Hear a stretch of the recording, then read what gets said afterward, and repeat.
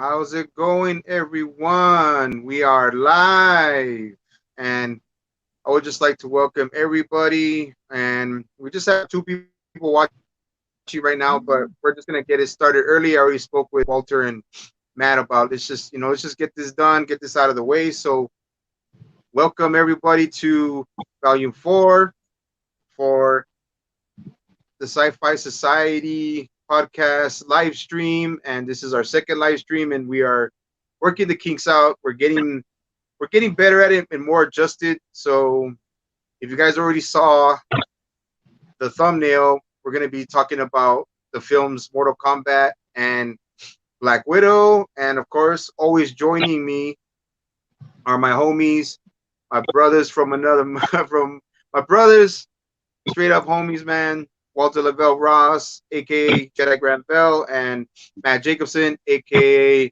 Roger851. So now, just to start it off, I'll pass it to Matt because he's more of an expertise on Mortal Kombat, the lore, the backgrounds, the video games. So take it away, Matt. First off, we got our first person in the chat, Jose Beltran. Welcome. How you doing? Oh, what's up, Jose? What's up, Primo? What's up? Okay. So, Mortal Kombat, my favorite fighting game. Been playing it since it came out in the early 90s. I've watched it. I played it through all the systems, all the way back from the Genesis and Super Nintendo, all the way to the PlayStation 4 with Mortal Kombat 11. It's a fun game, awesome characters to go along with the fun game, and this movie was okay. There's a lot of things that I wish they would have changed and gone with differently, but it was okay. I just spoilers. I give this movie about a B plus, maybe just a B. But we'll get into that. But second off, we're gonna let Jedi Granville talk about how his feelings about it, and then we'll get into the juicy stuff. Well, thank you, Matt.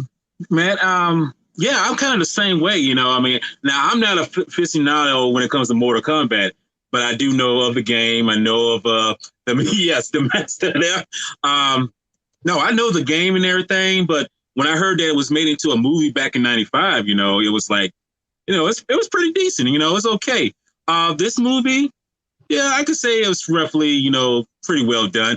It upped the factor in the gore really well, which I like, because I'm like, okay, we're not playing around. Let's show that since it's R-rated, show what it's supposed to be meant for, But yeah, I'm kind of like you, Matt. I mean, but I'm probably giving, I say a B, at least a B, in terms of its quality and quantity. It's pretty well done, but yeah, for me, it's a B also. So I'm gonna pass it on to Daniel and see what his feelings on it about it, and take it away, Daniel. Thanks, my brother. So yeah, well, now before I get more into the details on what I usually think about the film, this is going to be hard spoilers for both films.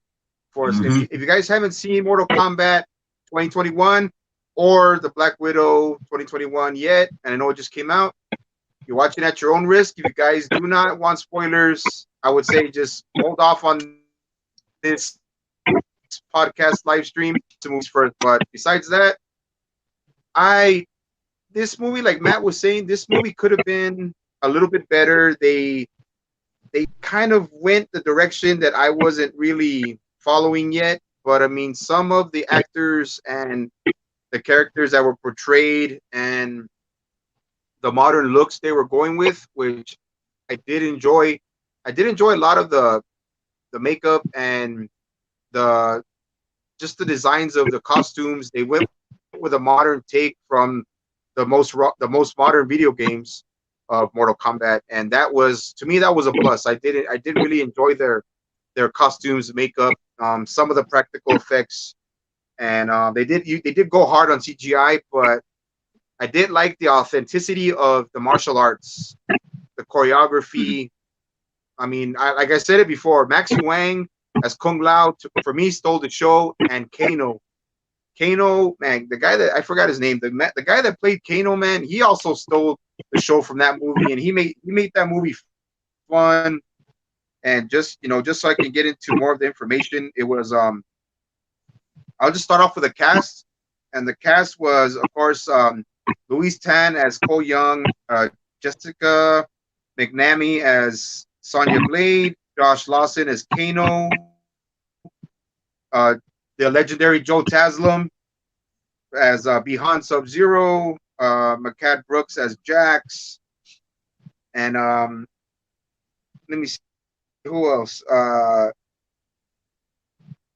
Tehebanu Asano as Lord Raiden, the legendary Henry Sonata as Hanzo Hisashi, Scorpion, and Chinhan as Shang Tsung, Lodi Lin as Liu Kang, and Sissy Stringer as Melina, Mel Johnson as Netara, and Nathan Jones as Reiko, and it was Daniel Nelson as Cabal, but Damon Harriman was the voice of Cabal. So yeah, the cast was decent, solid. But now just going off, starting with the movie, man, I just think the intro was amazing. Starting off with Hanzo Hisashi and the Shirai Ryu, and just going back all those centuries back to feudal Japan, ancient Japan. And I mean, just to start off with the way Sub-Zero was portrayed Sub-Zero, Scorpion, sorry. And Hanzo was a family man, of course. They were a ninja organization. They were, they had their own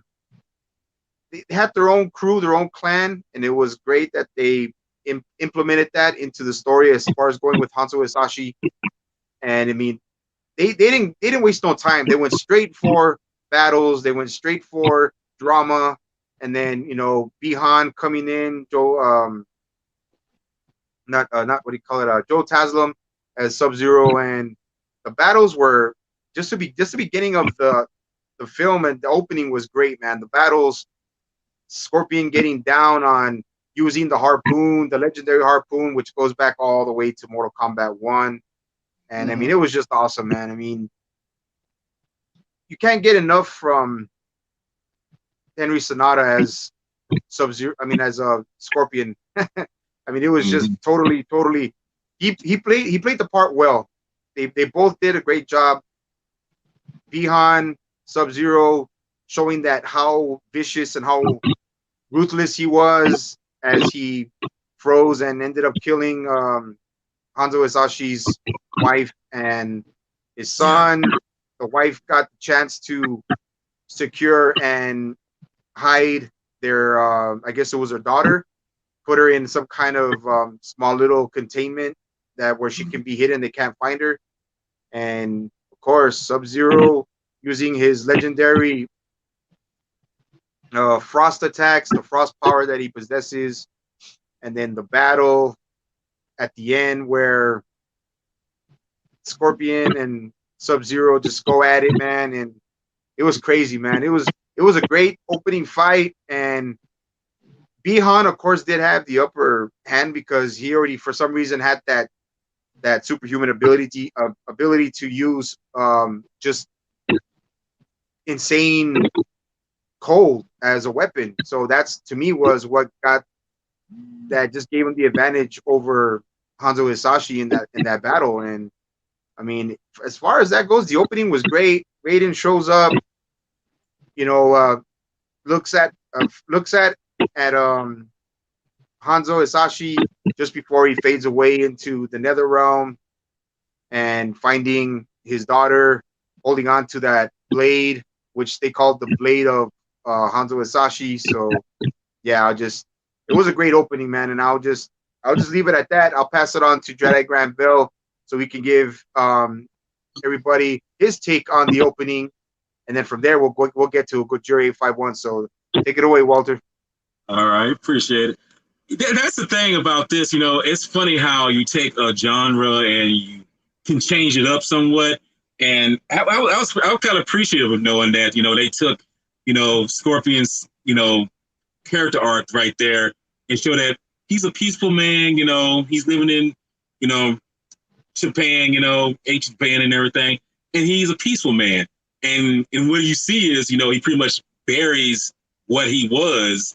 He's trying to live a life of, like I said, a peaceful man and has his family, taken care of. And then when comes Sub-Zero coming out of the works, and I'm gonna tell you this, it kind of reminds me a little bit of like the outlaw Josie Wells, where he used to be kind of a gunfighter, and everything. And here you see, Sub-Zero kind of reaching for the knife and everything in the ground and everything, or that's what he uses to plant his garden and everything, and uses it, takes the rope and everything. It's like, okay, you just messed with my family. It's time for me to get get medieval on your ass right now. And it shows how he just went forward and just did it. It's like pay no mind about who he's taking out. And like I say, he tried to kill Sub-Zero, but you know how it goes. But that is, to me, is like, it was beautiful. Like you say, it was beautifully filmed. The choreography and martial arts and everything. And that's like I say, it didn't bother me so much because, as I say, I don't know too much about the backstories of the characters, where the bloodline and everything starts. But seeing that actually adds on to the fact that, okay, we're following a cohesive story, and we're following it, and we're seeing how, okay, Scorpion was trying to live just a decent, quiet life, but here comes someone disrupting that and throwing that under the bus real quick. And it's like, okay, if this is all I am, then you're going to show the darker side of me. I guess the dark side has to live and has to be this. And like I say, he, did what he had to do, for his family, to kind of, not kind of, but avenge his family, And then, like I say, that opening, like I say, it was like, it was killer because it's like, he throws that rope and everything, them guys, it's like, takes them back. And I was like, it shows right there, he's not being, apologetic about, killing these guys, because that's one thing about when you mess with someone's family, I don't care who you are, you mess with somebody's family, man, you're going to take all precautions of saying, I'm going to take you down, I'm going to make you hurt, and he did that, and I'm saying, I love how the guy, I can't say his name because I'm not good with names, but how he did that, portraying that. He showed that sorrow, he showed that pain for his family, but at the same time, he's showing, it's like, I'm avenging them for what they've what's been, done to them, and it's like, it was gratifying to me, I'm glad it went that way, again, like I say, if I was more in the mythos of Mortal Kombat, I would say, that's kind of a change up there, I'm like, I don't know if I like it as much, but I actually enjoyed it, I actually appreciate it. And that's why I say it fulfilled that need for when the story takes place and see how that Scorpion's bloodline continues on. And it's like, okay, we're going to something different here, because that was something I never knew or think that they would do, take that character and pass it on to another generation, because knowing that it started thousands of years, the story arc, thousands of years, and then here we are present day, and it's picking up. And I was like, okay, that's pretty cool, concept there. But it's like I say, the whole idea of that beginning was, I enjoyed it. I really enjoyed it. I mean, somebody might not enjoy it as much as me, but in terms of, as I say, if I don't know too much about the characters, in terms of, as I say again, the story arc, okay. But for me, I enjoyed it, and like I say, it helped for what's to come next, because honestly, I could have not enjoyed this movie any more than it was. I mean, I could say, as I said before, it's decent, but that opening helped to get me off the side there, and just like, okay, we're in it now. This is where it's going. Let's see where we go from here. So yeah, I enjoyed that beginning there, and I was just hoping, like I say, it goes somewhere with this character, because you say when we see him get stabbed and everything, it's like, okay, I guess we're not seeing him again. But although we see him in the trailers doing something, and I don't know. I mean, I was like, okay, what's going on here? So I was like, it must be something else that's going to happen. But like I say, it was coming. But like I say, we realized like, okay, that's just something to sweeten your appetite. We gave you the appetizer. The entree is going to come later. So, but that's my take on it. And like I say, I really, enjoyed it for what that was. And I'm just glad that it was character driven, not just like, I'm not saying anything flashy because it's like Flash when he was kicking their asses, those guys' asses, but it's character driven too, because we see what the effect of this person is dealing with the loss of his family. But, that's how, like I say, that's my take on it though and everything. So, but anyway, we're going to pass it on to the master of Mortal Kombat, Gojira 80851. Take it on, Matt. Take it on there. Okay, so this was a very strong opening, a very fun opening, and it actually harkens to the new continuity of Mortal Kombat games. In the original continuity, Sub-Zero was contracted to go to the Sky Temple and steal a map. Scorpion was also contracted to go do that as well. However, the two run each other, and Sub-Zero kills Scorpion. Bihan kills Scorpion. Okay, that's the original continuity. The new continuity is that the what are they called? Sub-Zero's clan. The Lin Kuei. Thank you. The Lin Kuei actually attack the Shiraryu and kill Scorpion's family. So this was a little different than that. They kind of go with the new continuity, but it's still a fun way that they did it.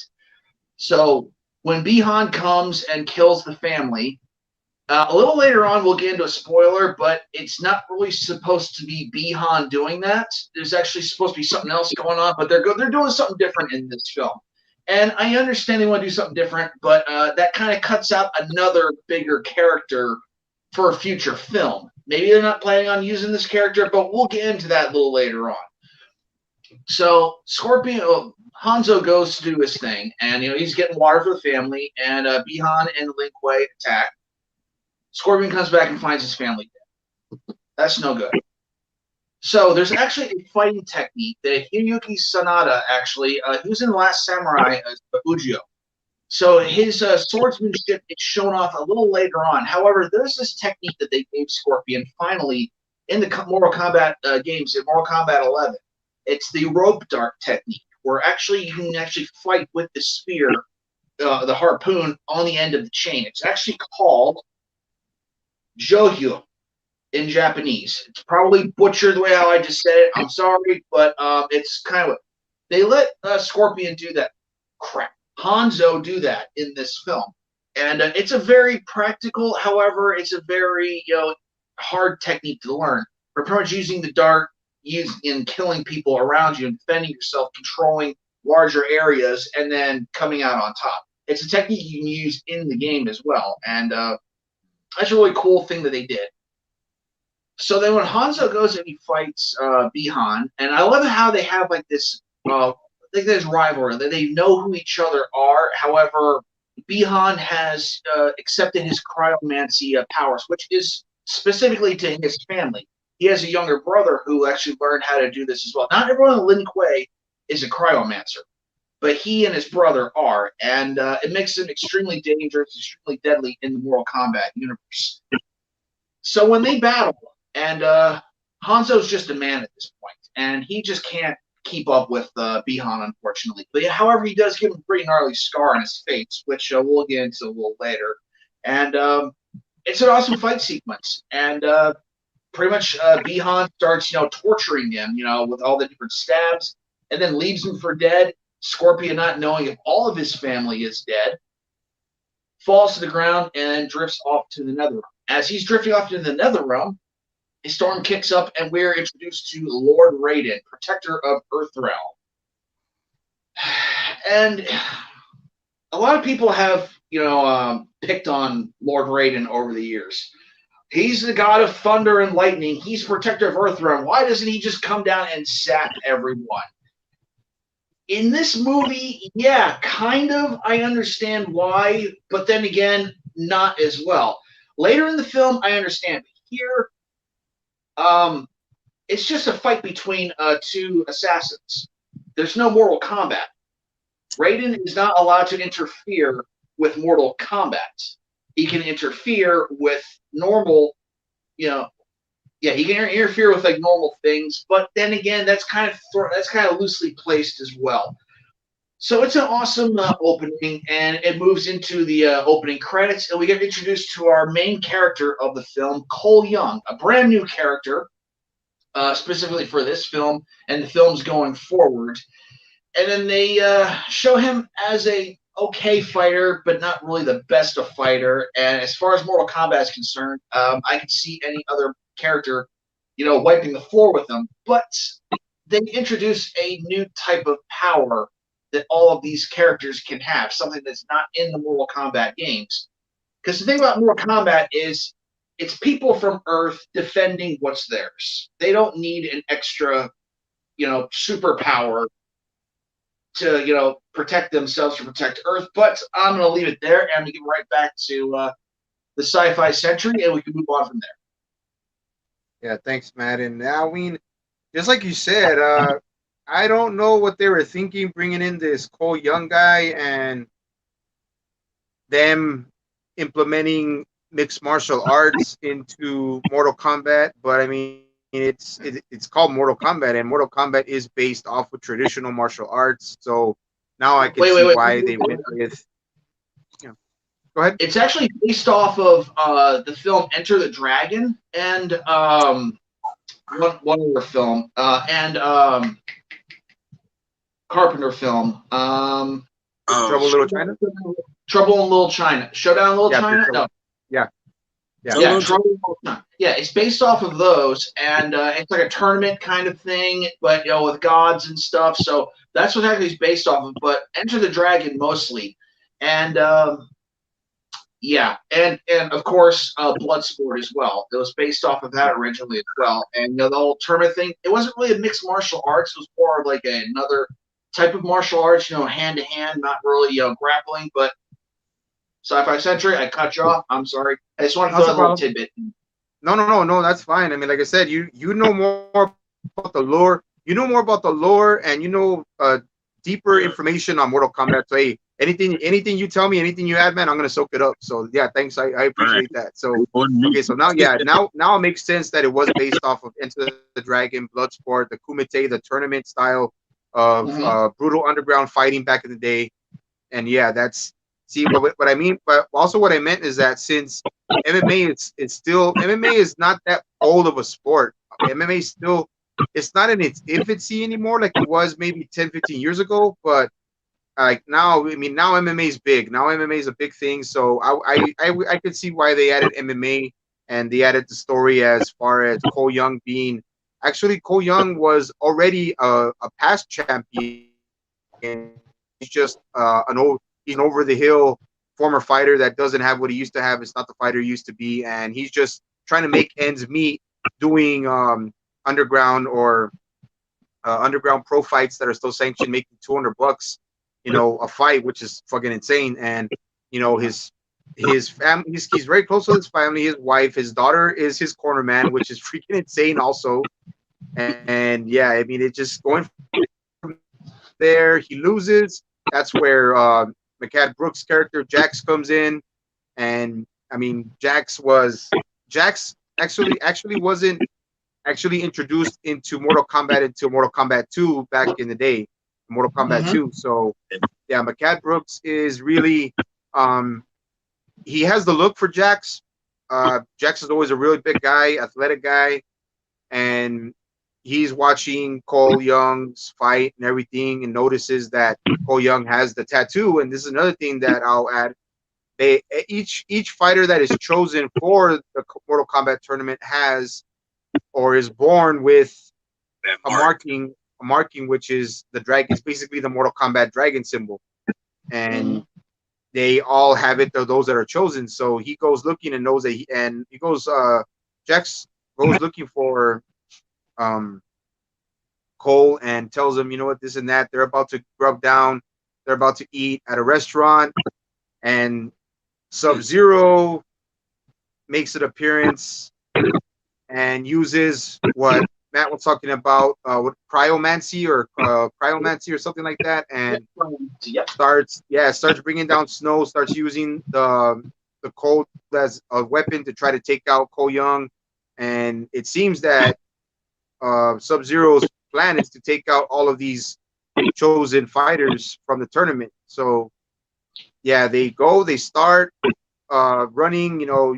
Sub Zero starts using the ice as weapons, and then uh, Cole looks for his family, gets his daughter and his wife, and then that's where Jax comes out of nowhere, picks them up, get in, let's go, this and that, and then that's when Jax starts to get more into the story and starts to elaborate more on why Cole is chosen, why Sub Zero's after him, this and that, and then Jax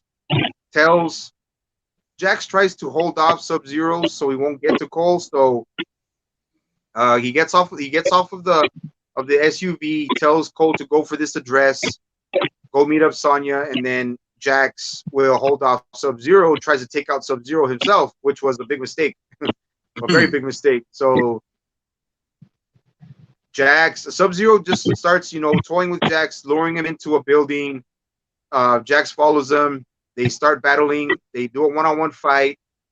Jax may have, I don't even think it has anything, maybe just a size advantage or maybe strength, but Sub-Zero's on a whole other level. So he just wipes the floor with Jax, ends up freezing Jax's hands, shatters them, has the wounds. The wounds are just the intense cold, actually just cauterizes the freaking the stubs of his arms, and he leaves them for dead.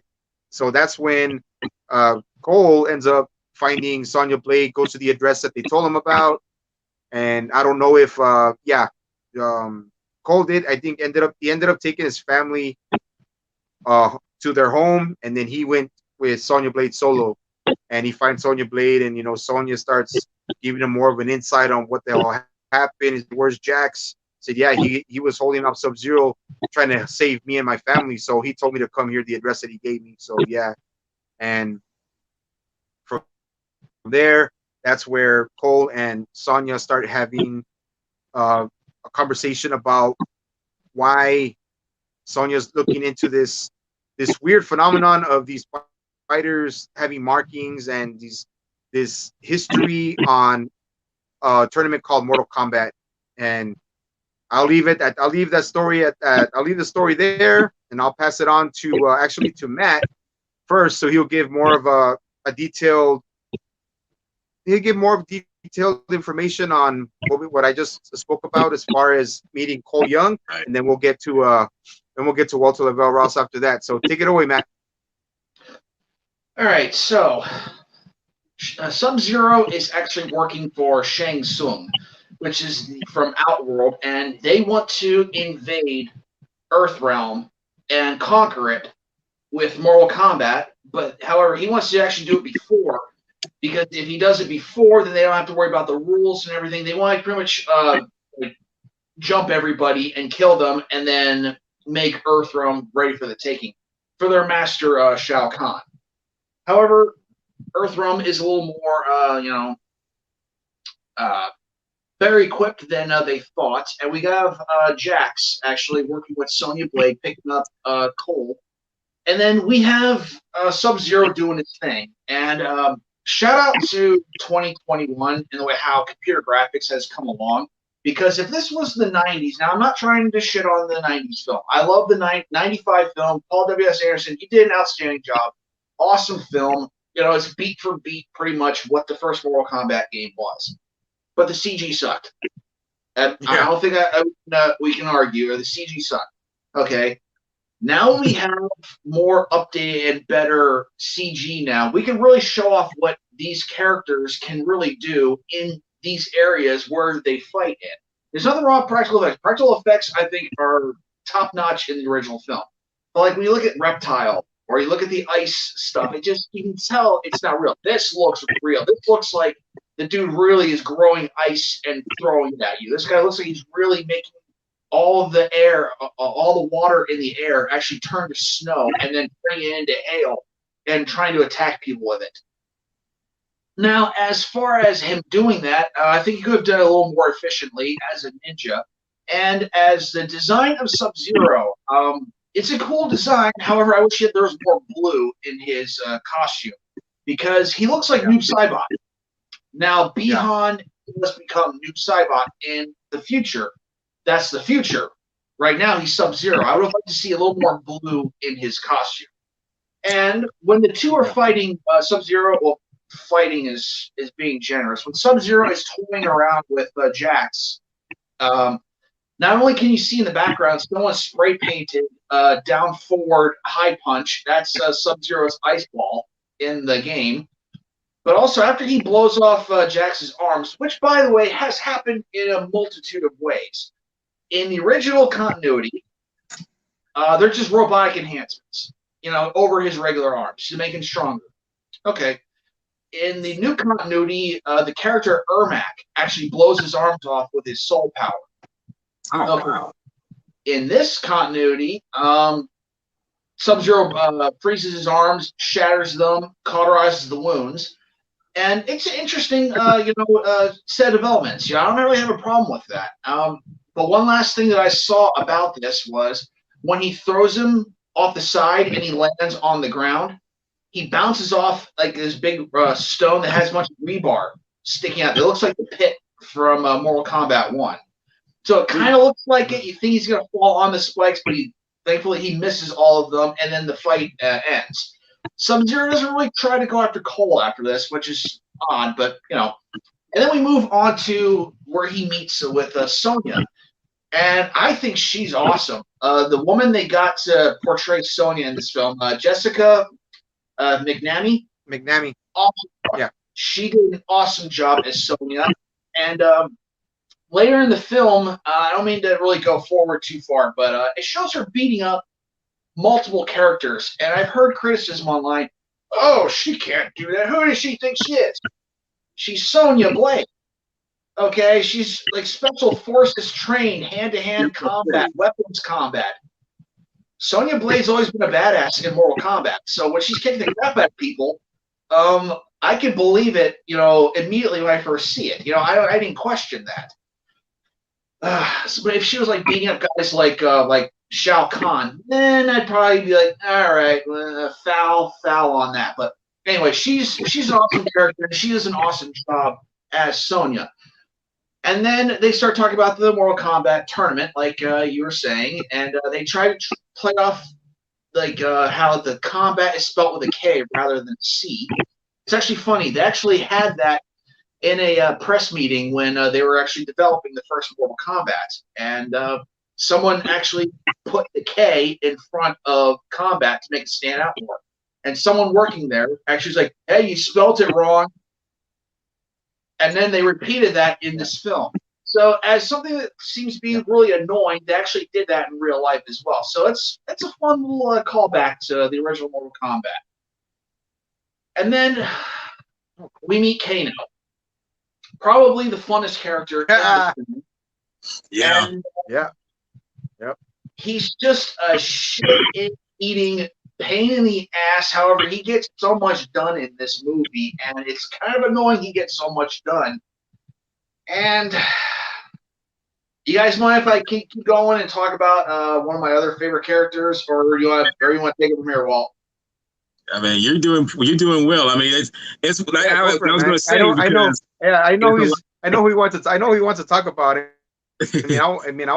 I already know what he wants to talk about. But go ahead, man. Go ahead. Yeah, you do good.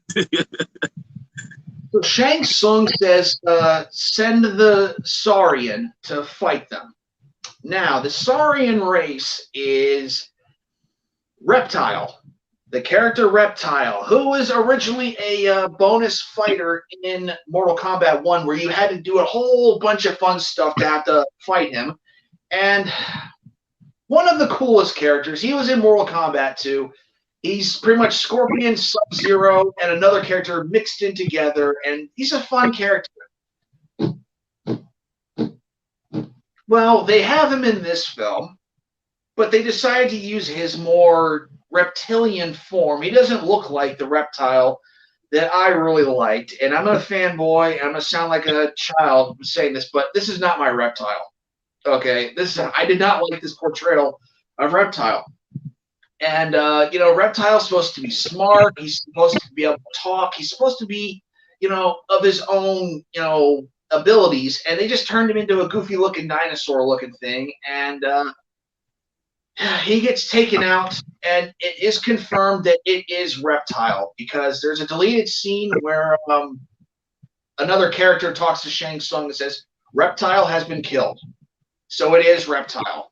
They killed Reptile off in this film, and I got sad.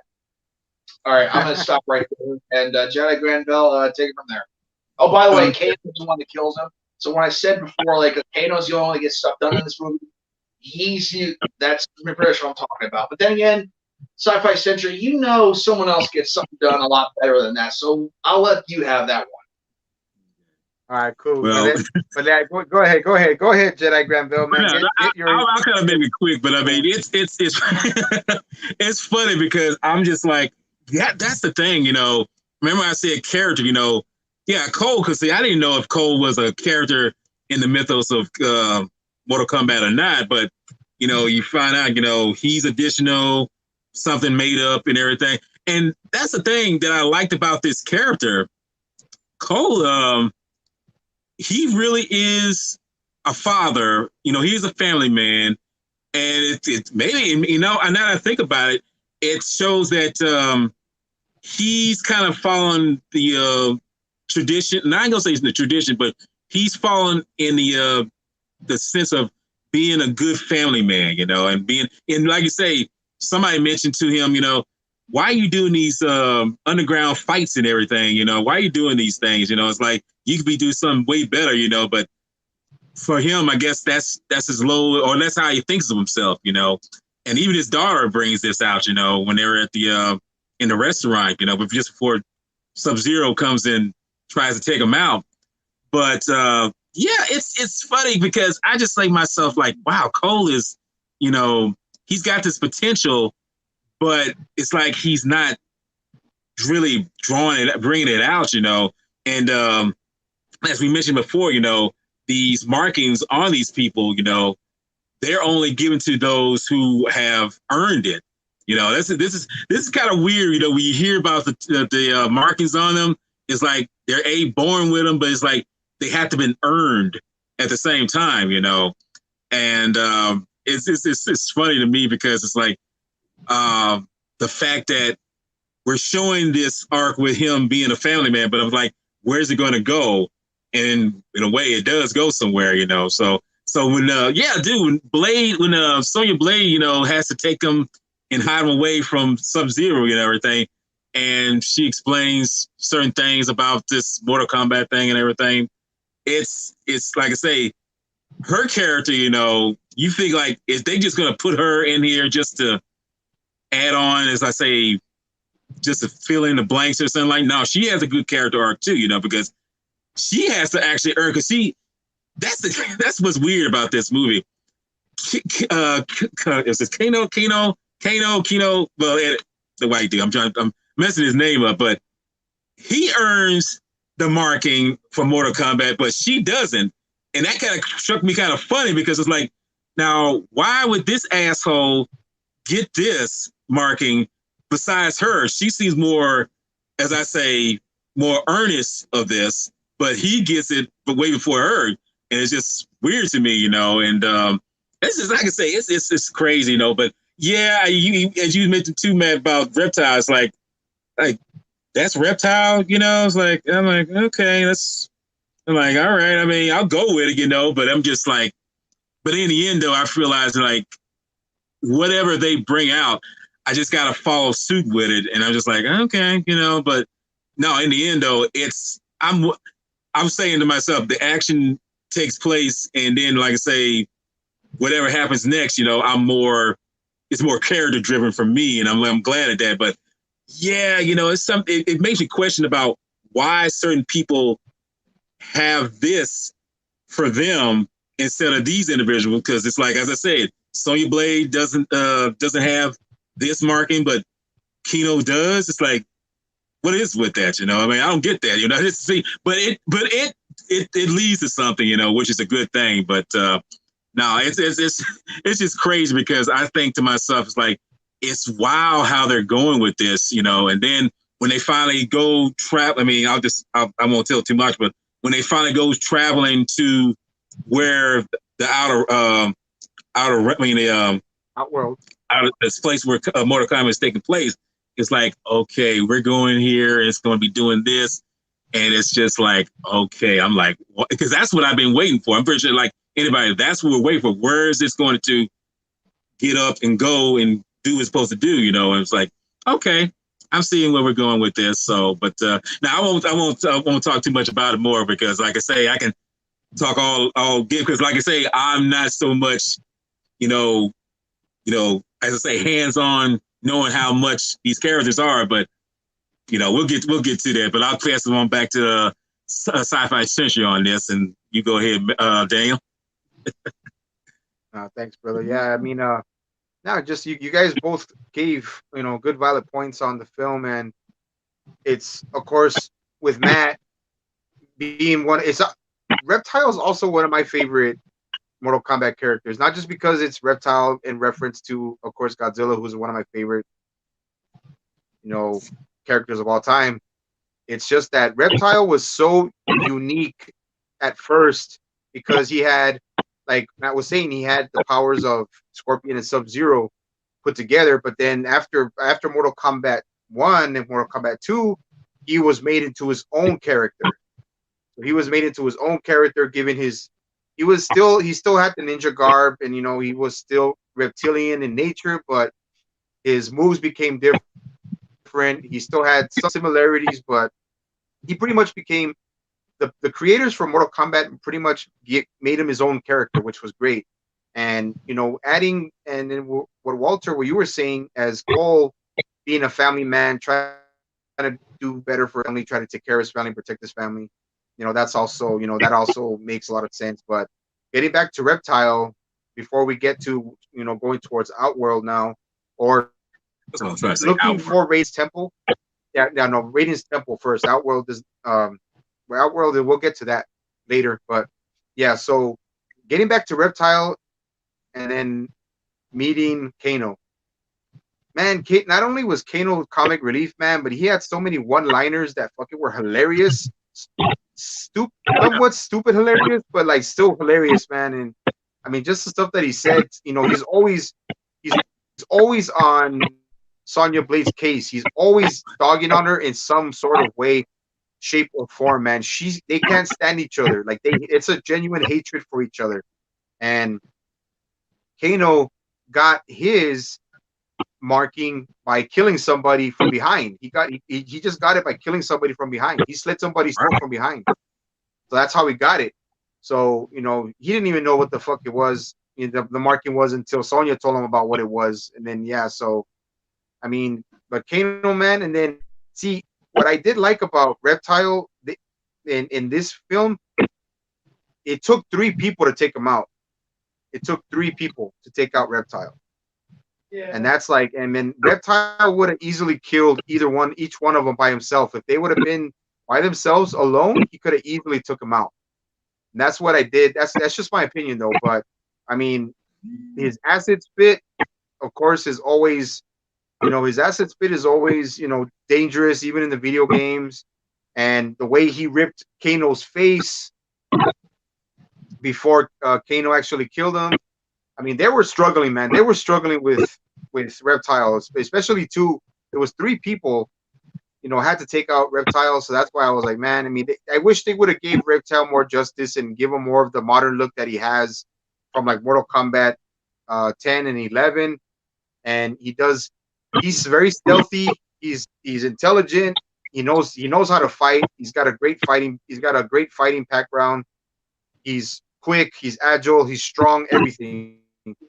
But I mean, they didn't. I just don't think they didn't do him justice. And I agree with Matt. They didn't really do. They didn't do him justice in this movie, and especially taking him out so early and only giving him so much screen time. So yeah, I do agree with Matt on saying, and then killing him off. Well, I mean, it sucked, but I understand. I understand. I feel Matt because a Reptile has always been one of my favorite characters, and but now what I'll be doing is moving on to looking for Raiden's temple, and that's when Cole, Sonya, and Kano. What's up, Matt? Jose says Sub-Zero, followed by Kung Lao, are his favorite characters. Awesome choices. Oh yeah, cool. Yeah, sorry about that. Yeah, let me put that on there. Oh yeah. Oh hell yeah, man. I mean, see, like Sub-Zero. I mean, even though like Matt was saying, he was not supposed. He really wasn't considered evil. He really wasn't considered evil in the beginning. In the real lore, like when Mortal Kombat first started getting more of a story in comic books, like in Malibu comics and stuff like that. So, I mean, any kind of ninja clan has an agenda, and they're all espionage. They're all about espionage, assassination, holds on power. Rather if it's a village, if it's a small part in Japan, if it's feudal Japan, it's always been like that. So yeah, but no, that's a good question. I should have saw that. I should have saw that.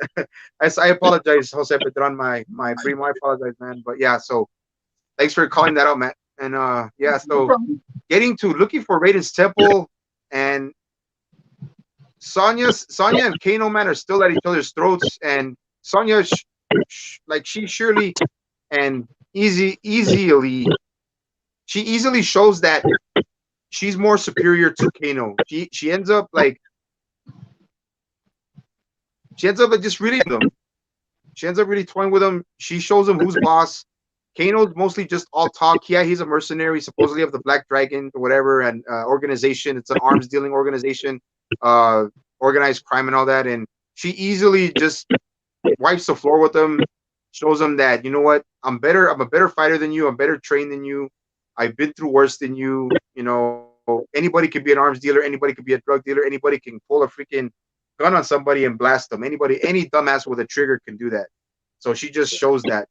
And her character is strong-minded, strong body, and she like you were saying, Matt, she did really good. She did really good as a portrayal of Sonya Blade. McNamee did great. And from there on, they end up finding Liu Kang, or Liu Kang ends up finding them, and then that's when Kano's about to step up to Liu Kang, or try to put him in check, and then Liu Kang shows his what Matt had referenced to as some kind of new superpower called an Arcana. Is that what it's called? An Arcana? Yeah. Arcana.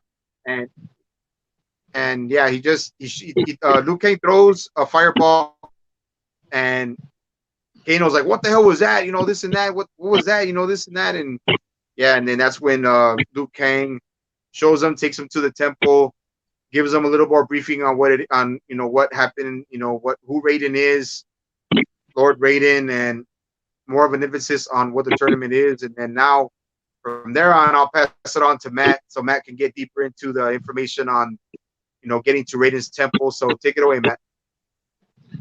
Okay, so just to back it up a little bit, when they showed Sonya battle with Kano now has twice the amount of Arcana that everyone else does now, because he's killed two characters from Outworld and stolen their power. And Sonya just kicks the crap out of him, because in the games and in this, Kano is more of a brawler. He doesn't really have a fighting style or stance. Now, in some games, they have given him a stance, but in like Mortal Kombat 9 through 11, he's a brawler. He's like big, wide punches. He's got this cannonball rush thing that he does, and he has something. Sonya, it's pretty much it's like pretty much comparing beef jerky to filet mignon. Okay, Kano is beef jerky. It's good. It's interesting. but it's nowhere near what filet mignon is. That's how good she is in a fight. She knows so much better at fighting things. And then when you try to show it to us that, oh, you need the Arcana to fight Outworld. Well, no, you don't. She just kicked the crap out of this guy that has twice the amount of Arcana as everyone else does. So I don't understand what this garbage is. Like, she can't fight. Like, yeah, she can. Later in the film, she does have a problem with someone, but I think that comes down to like sheer savagery of that character she was fighting. But the whole idea that she can't train with us, she can't do this, she can't do that. It's garbage because she's a badass, and and I'm not just fanboying over Sonya Blade. Okay, I have problems with certain things they've done with her in the games, but as far as oh, you can't play with us because you don't have this one teeny tiny little thing that actually doesn't really matter. It's bullshit. Because Kano kills Reptile. Yes, he has help, but he kills Reptile with just his bare hands. He doesn't use any of his magic powers that he gets later in the film to do it. He just does it himself. Now, you can probably say, like, oh, he has the Arcana strength to actually rip his heart out. Does he? Because, it's a hole in his chest that Sonya stabbed, so he just reaches in that hole and punches his heart out. So, fantastical, yeah, but Mortal Kombat is a very fantastical series and a very fun series as well. Going on to meeting Liu Kang, and I think the actor they got for Liu Kang looks exactly like he does in the films, and not just the films, but in the games. The only criticism I have is that this actor they got is extremely young. He looks like he's still in his early 20s, and he doesn't have like that gruffy look that Liu Kang does. However, he still portrays Liu Kang very well in this. And I thought it was funny with the fireball. He hits Kano with the fireball. Is that the idea of the Arcana, that he can take a fireball to the face and not get burned to death? Is that the idea that they're going for? Which, whatever. Right. And they move on, and then they meet up with Lord Raiden. And we got sassy Raiden in this movie, the best kind of Raiden. He's very sassy. He's trying to make everybody feel bad all the time, but also trying to teach at the same time. I call him sassy Raiden. And the training actually begins very soon, but I'm sorry to skip over you, Jedi Granville, but that's where we get introduced to Sci Fi Century's favorite character. Sci-Fi, you got to tell us who this guy is and what his deal is. Jedi Granville, you can skip me next time, and you can have a full. No, you hit it. Take it away, Sci-Fi. So just as Liu Kang gives, Sonya Blade and Cole and Kano the lowdown on what Mortal Kombat is, what the purpose of Mortal Kombat is, and why Outworld is the most ferocious, deadly, unforgivable realm of maybe 2 or 3 realms, which is Nether Realm, Outworld, and then Earth Realm. So, yeah, with that, it was they give you the basic lowdown on what's really going to happen, what's the whole plan of Mortal Kombat, why Shang Tsung wants to take over, and just as Liu Kang, gives them a briefing, and they know your training's got to start soon, and they meet Raiden and everything, and then I think they go next day, and then Liu Kang is, he's meditating. He's a monk, so he's meditating. He's, sitting down and just, working on his Arcana, flame power, whatever, and all of a sudden, Sub-Zero tries to infiltrate Raiden's temple. And pretty much he's doing it. It's like you would think this is a temple that has other people, other servants, other monks, and everything, and none of them are nowhere to be seen. And you're like, well, okay, what the fuck, man? What kind of secure place is this? Right. I didn't think this. And I'm like, okay, yeah, that's another negative. We'll get to once we get towards the end of this, but and then Liu Kang is the guy Ludi Lin or Ludi Lee or whatever his name was. His name is the actor. he does look Yeah. pretty damn young, and yeah, that is a good a good reference, with Jerry 51, that he does look kind of young, and Liu Kang is really he's battle tested. He's a monk. He's a lot older than than he's supposed to be in the continuity and the actual lore of Mortal Kombat. But I guess Warner Brothers, they could change everything around. So, and this guy did a good job as Liu Kang. He had the body, he had the look. I mean, he could have been a little more athletic.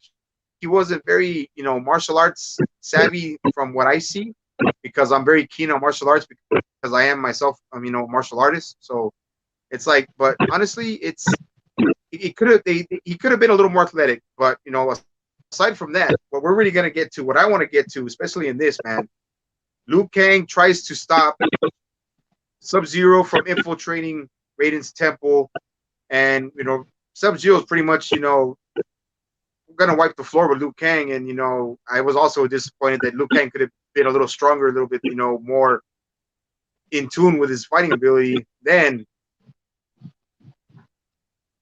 my favorite character, one of my favorite characters, probably Kung Lao makes his appearance, man. Kung Lao straight up throws his hat right at Sub-Zero, throws Sub-Zero back, and then all of a sudden, a lot of people know that are into Mortal Kombat, Kung Lao was able to teleport. So right when Kung Lao's hat falls to the floor, he shoots right up like that, does a spinning kick, lands right on both freaking feet, man. And Kung Lao's entrance was freaking awesome, man. I was like, thank you. Something that is more traditional. I mean, Kung Lao, the actor that played Kung Lao was Max Wang, who is also a very talented, legit martial artist. He's also a member of Jackie Chan. So man, this guy is like top. He's like top notch stuntman, actor, martial artist, all around everything. And he comes in, saves Liu Kang, and they're right there looking down. Sub-Zero, Liu Kang, and Kung Lao, and that's when Raiden interferes, puts up the barrier. Shang Tsung's coming in saying that Shang Tsung doesn't like. He makes it so obvious. He's like, it's like he doesn't even care. He's like telling Raiden, man, I'm gonna come and take out all your fighters before Mortal Kombat even starts. Because I don't want to have to go through the whole thing of going through a tournament when I could just kill you all right now. So that's why I was like, that's another thing that also didn't make sense. Going into a film that's about Mortal Kombat that has a tournament in it. So, but yeah, I mean, it was just. I mean, like I said, man, I wasn't fanboying out that much, but once Kung Lao finally made his appearance in the film, man, I was like, fuck yeah, man. I love Kung Lao, man. Kung Lao has always been one of my favorite freaking characters from Mortal Kombat ever, man. Always been one of my favorites, man. And from there on, Shang Tsung and Raiden have a conversation about, Elder Gods cannot interfere with Mortal Kombat. And well, Shang Tsung is not an Elder God. He's just a sorcerer. So that's not stopping him from trying to, interfere with everything else that's a part of the tournament. So, yeah, I mean, they just do this and that. And then Kano tries to get witty with Kung Lao, and Kung Lao's like, be serious and everything. And it's just funny, man. It's funny. And I mean, from there, I'll give it to Jedi Grand Bell on what happens next after them going to Raiden's temple, and then everybody making especially the two monks, Liu Kang and Kung Lao, who are pretty much the only last defense when it comes to Earthrealm. So from that part of the movie, take it away, Jedi Granville. Well, I'm gonna say it like this, for a movie called Mortal Kombat. Now, it is some combat, but I could say it's like maybe one or two fights really in this moment. But no, when Kung Lao shows up, I mean, dude, that was straight up like, okay, we're doing this, And the moment where he, oh my God, dude, this is the moment. This is the moment where they protecting the realm and everything here. As I'm trying to remember what was the name of that. I guess it was the one with the mouth. I can't remember the name. The Melina? character who that Melina? Alina. Alina. Yeah, I mean she comes in. You know, I just had to say this part. You know, this is the part that I love the most when he takes her out. You know, he gets his hat. You know, he get it turning. That's someone else. Wait. Melina's the different girl. You're thinking about Nitara, the Bat girl. Okay, that's what I was gonna say. Yeah. That's what I'm talking about. See, the names I get mixed up and I get them messed up. So that's the. But when he takes her out, it's almost like a reference to a game. I mean, a game version of this because these recent Mortal Kombat games, you know, they've gotten more extreme in their depiction of how they take out these characters. You know, and when he takes out that character, I mean, it's just like buzzsaw time, you know. I mean, it's just like, I mean, just pretty much just cuts it in half, you know. I'm just like, okay, you know, but it's crazy, man, because, you know, as I said before, you know, the character development in here is wild, and that's the thing, you know, when the people's characters, when their powers come up, you know, they don't come up at the time that they want them to, and for Kino, you know, his character, his powers come up just because he gets real pissed off, you know, and that's what I'm saying, you know, it's as I mentioned before, it's funny how Sonya Blade, you know, she puts in a lot of work, but she didn't get anything that's, you know, granted to her because I guess, like I said before, she has to earn it. So when their powers come into play, like Jax, because you see where he's down there and he's got the mechanical arms, they don't look like they do until later on, but that's only until he really, like I say, till it like just gets, I'll put it like this, he gets supersized, you know, gets supercharged right then and there. And like I say, when he has the mechanical arms before, it looks so, you know, rigid, like really puny looking. I was like, these things are supposed to do anything, you know? I'm like, this ain't gonna work, you know? Like I'm thinking this like these are supposed to do some damage to somebody. I was like, that's not gonna help. So when his powers finally, you know, increase and it finally, you know, comes into play, it's like, okay, now I see why, because it has to come into play because it doesn't happen to Cole yet, you know. He has to have his powers come into play, but it doesn't come up right away. But then when it does, it's like, okay. And then when you do see them for Cole, you know, it's kind of a representation of the, I guess you could say rope or what the thing that Scorpion uses, and it turns his whole upper body into basically like a shield, you know.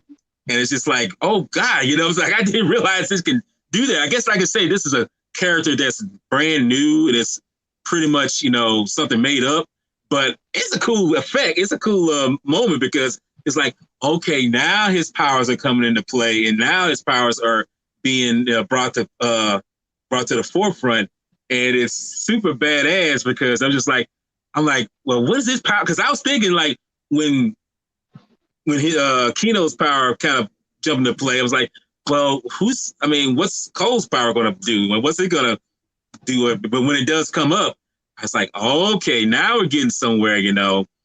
And like I say, when Sub-Zero and them start coming in, you know, and pretty much invading I'm gonna say castle, you know. I mean, I'm gonna say it like that because that's kind of what it is. Invading the castle is like everything goes to shit right then and there. And I'm trying to remember, did Cole get sent back to the Earth realm, back to where his family was? I can't remember exactly how it was because it's been a while since then. But the fact that he gets sent back to where his family is, no, his family gets threatened, and he said he's got to go back to his family because, you know, he don't want nothing to happen to them, you know. And this is where, like I say, this is where everything starts to go, like I say, off balance right now. Everything's going to shit quick, you know. But before I don't want to mess it up, let me pass it. Let me pass it to Matt because I don't want to, get off topic too much. So 0851, hit me off, man. Save me from it. Okay, so they're all training, they're all fighting, they're all improving, except for Cole. Cole just keeps getting the crap kicked out, and they're like, "Oh, what's wrong with you? Why aren't you, doing better?" And he's like, "I don't know. I'm really trying. I don't know what you guys are doing. It's whatever." So he keeps on just jobbing. He keeps on just getting beat up, and Raiden's like, "You are a moron, and you're terrible, and you're not going to learn your powers because your heart's not in it. Go back to your family. That's where your mind truly is." Yeah. And he's like all sad and everything, all Snoopy and everything, and he sends him off to go live with his family because he's not going to be able to get it. However, Shang Tsung, he strikes a deal. He strikes a deal with some of his lieutenants. One of them is named Cabal, which is a speedster from Mortal Kombat 3. Which, funny, he was actually the most broken character in Mortal Kombat 3. Ed Boon actually admitted that. They actually had to change him for future game installments because he was so broken in the original release for Mortal Kombat 3. So, Cabal actually is part of the Black Dragon. Oh. And he goes and he is able to talk to Kano through the force field. And he's like, "Hey, what you doing? Why are you working with them? Let's go make some money over here and triple your money and break the thing, and then we can do our other thing." And Kano's like, "Yeah, I want to do that thing." So Kano, with his new laser power, actually breaks the Raiden staff and drops the shield. Right. Here comes Outworld. We've got Nathan Jones portraying General Reiko. I like Nathan Jones. He's like 7 feet tall, 300 pounds. Dude's massive. General Reiko is actually a smart character in the Mortal Kombat lore. He didn't make it to general for nothing. He's very tactically smart. They portray him as like a goofball in this. I don't think he says a single word. He just roars and grunts at the camera. It's like, that's not really General Reiko. That could have been someone else. But whatever. We get reintroduced to Melina, the twin sister, the clone sister of Kitana. Conspicuous by her absence, Kitana, which, you'd think if you have Melina, you'd have Kitana, but they give a little Easter egg to her, like they have a fan of hers in, Raiden's Sky Temple, but it would be nice to see her at least once. I know they're twins, supposed to be portrayed by the same person, but they could have worked on that. It's nowadays. They can do that. We also have, everyone else, they're starting to invade, and they break off and start fighting. Jax can't do anything because he's got these little dinky T-Rex arms because, the monks, they have very limited technology to give him powerful arms. So Sonya actually starts fighting with Melina. And like I said earlier, she was actually holding her own. But yes, I understand Melina, her losing Melina, because Melina is part Edenian and part Outworld because of how badass she is. And the Edenians are actually another realm that Shao Kahn actually conquered. But they're like very powerful fighters as well, especially the royal family, which Kitana would actually belong to. And when they used her cloning along with Tarkatan's, which, the character of Baraka, when they combined those together and actually under the tutelage of Shang Tsung and Shao Kahn, she's a ruthless killer. So I understand her losing to Melina. I still don't see why she couldn't beat any of the other characters. Melina, I completely understand her losing to her. I guess that was them trying to she does need a Kana. No, she doesn't. She just needs to not punch a little too up over her weight class, pretty much. So Cole is back in the farm with his family. I don't remember where it is. This is what really pissed me off about this movie. Shang Tsung sends the sub-boss from Mortal Kombat, Prince Goro, the undefeated champion of Mortal Kombat for 9 straight times. The undefeated dude. They send this guy, this 9-foot-tall, 4-armed Shokan, half-man, half-dragon, dude, 4 arms, badass. to go and do a assassination job. It's like, really? You send the champion, your champion of Mortal Kombat, to fight with. So then he fights with Cole, and he's kicking the crap out of Cole. I'm like, yeah, that makes sense. He's kicking the crap out of Cole. Kick the crap out of Cole. It makes perfect. He doesn't have his Arcana yet. Well, then he starts to, use the pain of loss pretty much. And pretty much he sees his family in danger, and he gets his powers essentially like a Super Saiyan does from Dragon Ball Z. He transforms. He has this magical suit of armor that goes over him, which is silly, but okay, because it actually, think about it, he actually internalizes all of the pain that he has, and he uses it as like a defensive mechanism. So now he has this shield that does the exact same thing. And Goro starts pounding on him. Not to change the subject, but has anyone heard of the Team X-Force from Marvel Comics? Yep. Might not have. Well, there's this character. You know who Strong Guy is? Yep. So Strong Guy is able to be struck over and over again. He will actually take the kinetic energy, focus it, and then throw it right back at his opponent. That's what cool is. Goro starts pounding on him, and he actually uses that to power up his punches. And he soon gets the upper hand over Goro and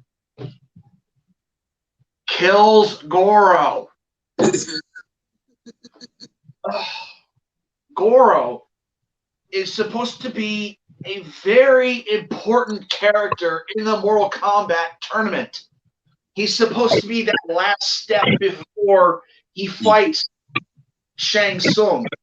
It is so important for him to fight Goro. Now, I'm not going to sit here and bury the movie completely, because Scorpion's Revenge, which came out a few years ago before this, did kind of the same thing, where they did that, but they followed the rules of Mortal Kombat. He's the guy before you fight the guy, pretty much. Now he's been killed by the new guy, and where does that leave the tournament? Now, I'm going to say this last thing before we move on. I'll take it to Sci-Fi. Who could have taken his place instead of Goro? And there is a plethora of characters that could have taken his place. Now, if that means that they all had to die, I can think of one character perfect for this fight sequence right here. He is from Mortal Kombat 5, The Deadly Alliance. His name is Moloch. It is an ogre character that has no characteristics at all. He's just a monster. Have that fight Cole, and have Cole fight this monster, because the director said this movie is for the fans, the hardcore fans. The hardcore fans know who Moloch is. It's just a troll monster thing with a big thing on his hand where he can smash people. Have Cole kill him.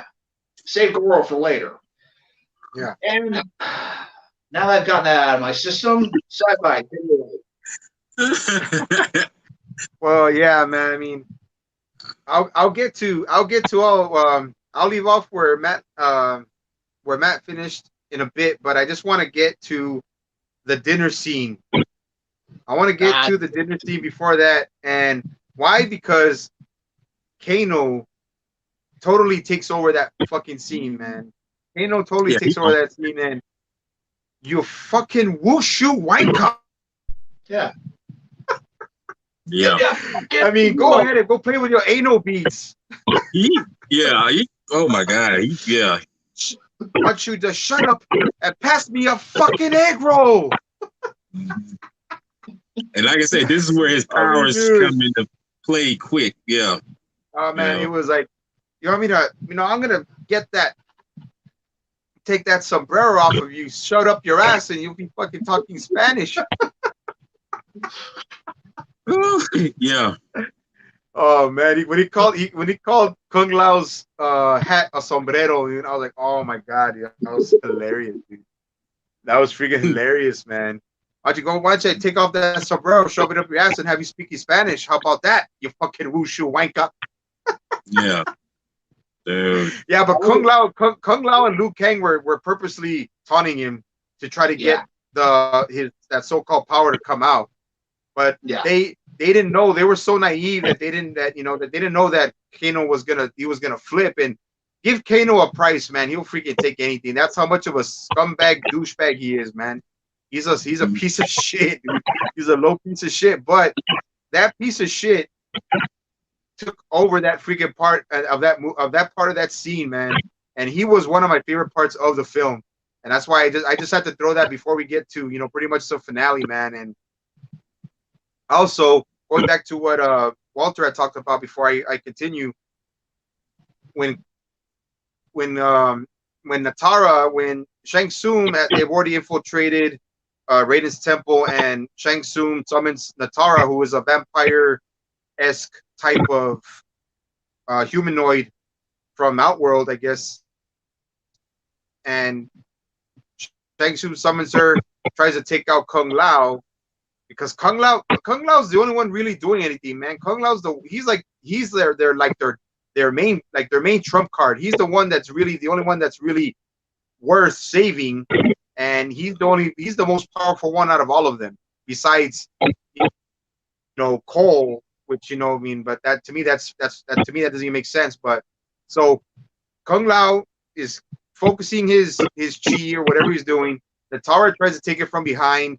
He jumps up, flips backwards, lands on her back, has his he throws his freaking hat on the floor, turns it into a fucking buzzsaw, and just cuts her in two like an actual Mortal Kombat fatality would look like, which was fucking phenomenal, man. And yeah, it was the best fatality to me, and not just because I'm a big Kung Lao fan, but it was the best fatality for me overall, man. And it was a real damn fucking pity of a shame that Kung Lao had to be taken out by Shang Tsung, who looked like he probably could even fucking move. I mean, the actor's a great actor, man, but he Shang Tsung, this had no coordination, man. He probably couldn't even do a kick to save his life. I mean, man, it was like, and I mean, Kung Lao being taken out, they took out the toughest, coolest fighter from the Earth realm, man. They took him out like nothing, and that was a big, like, not only Reptile being killed, but Kung Lao being killed. Like, I'm more starting to like, okay, this movie's already really starting to like get to me, so that's why I'm just gonna jump straight to the finale and finish off where Matt was talking. And yeah, man, I mean, we got past Goro. Goro was killed. So Goro was killed, and like Matt was saying, that leaves the tournament, Mortal Kombat upcoming tournament, in limbo. And so what the hell are they gonna do now? What would they do now? And then Cole takes Goro out, the prince of the Shokan prince, has forearms, super powerful, the champion for freaking who knows how many years, and he gets taken out by a pair of tonfa and armor. So I'm like, what the hell is that, man? I mean, I don't know what that is. And now we'll just head straight to the finale. Kung Lao got taken out. Liu Kang takes it kind of personal. Liu Kang's dealing with Cabal, and Cabal's like pretty much just a side character that came late. And I mean, the Cabal looked cool. It's just that his New York accent wasn't really going with the way he looked. But I mean, it was all right. I couldn't say much about it. I was already kind of like losing interest in the film as it is already. And then now we get to what you're gonna say something, Walter? Well, I was just want to add this. Like I said, we mentioned about Kano. How he switched sides so quickly. Because he is a fucking mercenary. He gets sent and goes to fight. When I say goes to fight, goes to kill Sonya Blade. Because she's been taken out of the equation and everything. When he goes and tries to kill her, it's like, man, I mean, you do better just walking your ass away and just staying where you were. He gets taken out by a gnome statue. You remember that? He gets taken out by a gnome statue, and I'm just like, that, and that's when she earns her mark, her mark and everything. I'm just like, Kano, you talk a lot of shit, but you got your ass handed to you, So, and I think to myself, that was brilliant that happened, because even though that little bit of, what he was saying about you at the dinner table and everything, I was so glad when Sonya took his ass out.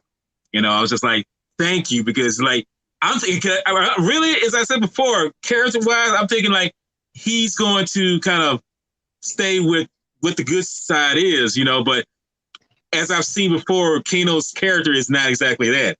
It's not exactly, so clean. So it's like, no, he's going to mess up. He's going to turn to the dark side eventually. And when he does, he's trying to kill Sonya. It's like, no, you're about to get your ass handed to you, buddy. So, and when it does, I was like, thank you, But yeah, like you say, it's like this film, it's like, okay, it's going this way and what way, but I'll roll with it, So, but I guess Matt, I'll throw it back to you, Daniel, and kind of get this ball running for the end of it, and let's take it from there. Yeah, no, that was a good. No, you brought up a good point, and I mean that was the craziest trailer park brawl I've ever seen, and I mean that you can hardly see any kind of martial arts in that besides Sonya, having to fight inside of a freaking trailer, which is such a confined space.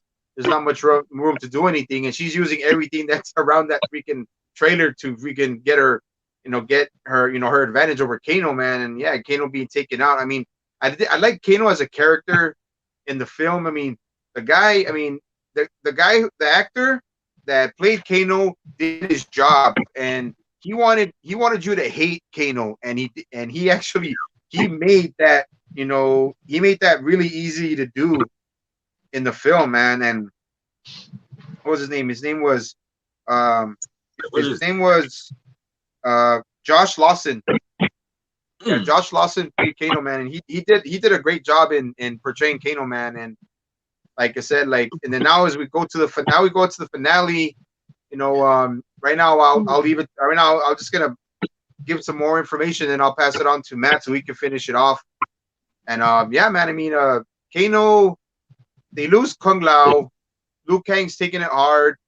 Liu Kang gets Kung Lao's tether that's over his hat, puts it on as a bandana, which he already should have had a bandana in the beginning of the movie. I'm pretty sure Matt would agree with me that Liu Kang should have had the bandana since the beginning of the movie. But anyway, Raiden sends different fighters to challenge different other fighters from the Outworld, and that's where I'll leave it to Matt. And like I said, Matt's more of the expert on Mortal Kombat, and we'll finish it off, Matt, so we can get straight to Black Widow, man. And take it away, my brother. Let's have it, man. Let's do this. I'm gonna rapid fire this. So Jax gets his arms from trying to save Sonya. Now he's all nice and robotic. He is now paired up with the giant Nathan Jones playing Reiko. And they're at the pit, one of the funnest and one of the most iconic fighting fighting arenas you could have for Mortal Kombat. They fight. He makes a joke out of Reiko the entire time, and then he smashes his head. He does not uppercut him off the side to go into the pit. Yeah.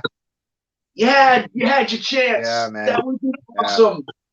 With that R rating, him falling, and they didn't. It was still cool to see the little swoosh, which actually is one of Jax's fatalities in the earlier films, and is a brutality where he actually just goes and smashes head like a grape. Fun stuff. All right. So yes, the fight with Sonya and Kano, lots of fun, lots of awesomeness, and Sonya needed her Akana for some reason, so she gets her Akana, and Liu Kang is Liu Kang battles with Cabal. Fun fight, and it's funny. Cabal earlier in the film, he says the goofiest thing. Oh, someone's about to get their soul sucked. I know that sound. It's like, oh, geez. So they're fighting, and Liu Kang actually knocks Cabal into some mud, so he actually can't zip around like he's the Flash. And then Liu Kang does his. It's not exactly the same fatality. It's more of like his crushing blow in where's the fatal blow? His fatal blow, and where he actually summons a fire dragon and eats Cabal. Awesome stuff. But then again, that's another big character killed before the tournament, but whatever. Cabal's kind of a jobber.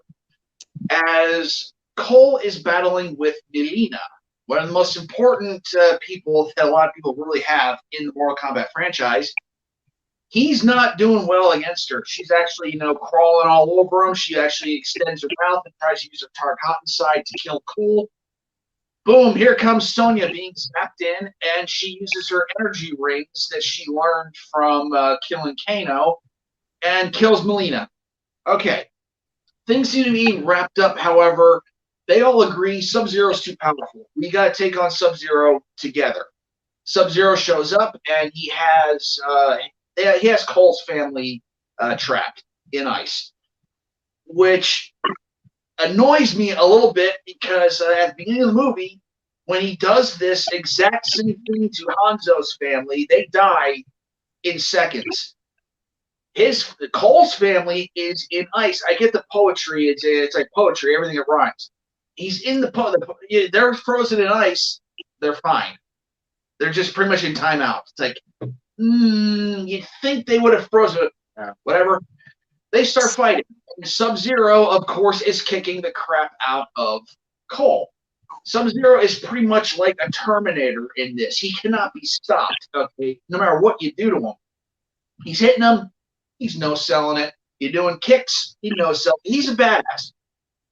So Cole finally, he sees that all of these visions he's been having over the past month, as this movie is going on.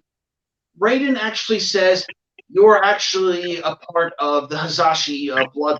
That's what your mark is from, and you're the descendant of Hanzo Hazashi." So in a deleted scene, they actually explain it a little better than this. Hanzo keeps saying to Cole, "Release me." So Cole actually takes the spear of Hazashi and actually cuts himself with it and gets his blood on it. And as Sub-Zero's about to kill Cole, you got that spear through the arm. They play the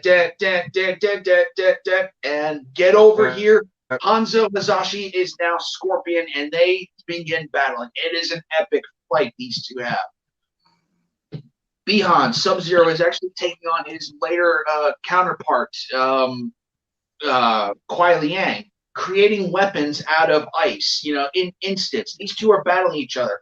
It is an awesome back and forth these two are having. Eventually, it comes down to Cole actually working together with Scorpion. They overpower Sub-Zero, and Scorpion does the classic fatality from Mortal Kombat 1. It's now a brutality, and he uses the toasty. He pulls his mask off, and he releases his face, actually turns to a skeleton, and burns Bihan to death. Yeah. Awesome ending. Shang Tsung is like, "Oh, you think it's over? It's not really over." And then Raiden zaps him away. Two things happen in this that annoy me. He's actually, bring all of the fallen Outworlders back to Outworld to maybe bring them back to life or something. He doesn't have the power to do that. Another character, which has something to do with Sub-Zero, can do that, but not him. And then Raiden zaps him away. Why didn't he do this at the beginning of the film? Because these characters are not interfering with Mortal Kombat the tournament. They're just being a nuisance. They have an entire show, Mortal Kombat Conquest, which aired on TNT back in the 90s, where Villain of the Week number 5 or Villain of the Week number 10 would show up in Earthrealm and attack the Great Kung Lao, the ancestor of the new Kung Lao. And he would have to fight him off. And Raiden didn't really interfere because Kung Lao back then could take care of himself. But then again, it wasn't really a full-on Shang Tsung showing up with an army, pretty much. And whenever it really got down to it, Raiden really would interfere in that. Here, he has the power. They show him have the power to just get rid of enemies. He doesn't. Now, at the end of the movie, he does it. So much is lost because he didn't do this. Kung Lao. He was one of the best characters, probably the best Mortal Kombat adaptation. They plucked him right out of the video game and put him in the movie. That's how good he was. And now he's dead. Yeah. It's like, damn it. Shang Tsung looks like he can barely move in his armor. Apparently he's Darth Vader. He has the Force. He can like levitate people. Like, oh, come to me. Oh. Raiden could just be like, I do not think so. And then zap one. They actually go to a part in the movie where they're actually outside of time and space. He could have zapped them to there. He could have had everyone show up there and not be in the Sky Temple. It's like there's just so much in this ending that just that one thing that he does that pisses me off so much. And if everyone had just survived in the end, like Kung Lao, and everyone, maybe not so bad, but Kung Lao is dead. He's still dead no matter what we do. And lastly, Bihan did not kill Hanzo Hazashi's family. It was the sorcerer Quan Chi posing as Bihan that killed Scorpion's family. So when they went full on Bihan is the guy who killed the family, they screwed that up. Because how are they going to bring Quan Chi in? How are they going to have him be in control of Scorpion the Revenant? And as a film, I enjoy this film, but as Mortal Kombat, I want to pull my hair out. And I'm going to stop right there because, there's one more part to the ending. Conspicuous by his absence, Johnny Cage. Johnny Cage is not in this film because they did not want to have Johnny Cage in the film for reasons, but now they're saying they're going to go look for him, and the movie ends. I'm not going to drag this out any further. The movie was fine as a movie, as an adaptation of Mortal Kombat. I wanted to punch a wall. Okay. So, can I say something? Well, I was just going to throw this right real quick. I kind of feel your pain, Matt.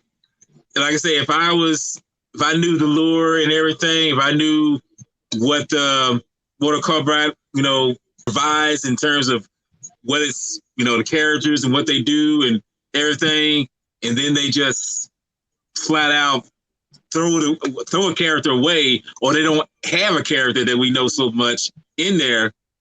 Yeah, I mean, for me, I know it's like I can accept it for what it is, but then it's like if I really knew the mythos of all these characters, it's like, dude, I'll be just like you'll be like, man, what the hell did y'all just do, man? Y'all killing me here, And I know that's kind of silent spoken, but yeah, but like I said, it is what it is. It's good for what it was, but yeah, I know that for you, anybody else, it's like you and Daniel, it's like, man, y'all kind of just crushed me, a little bit. So I can feel you on that, but yeah.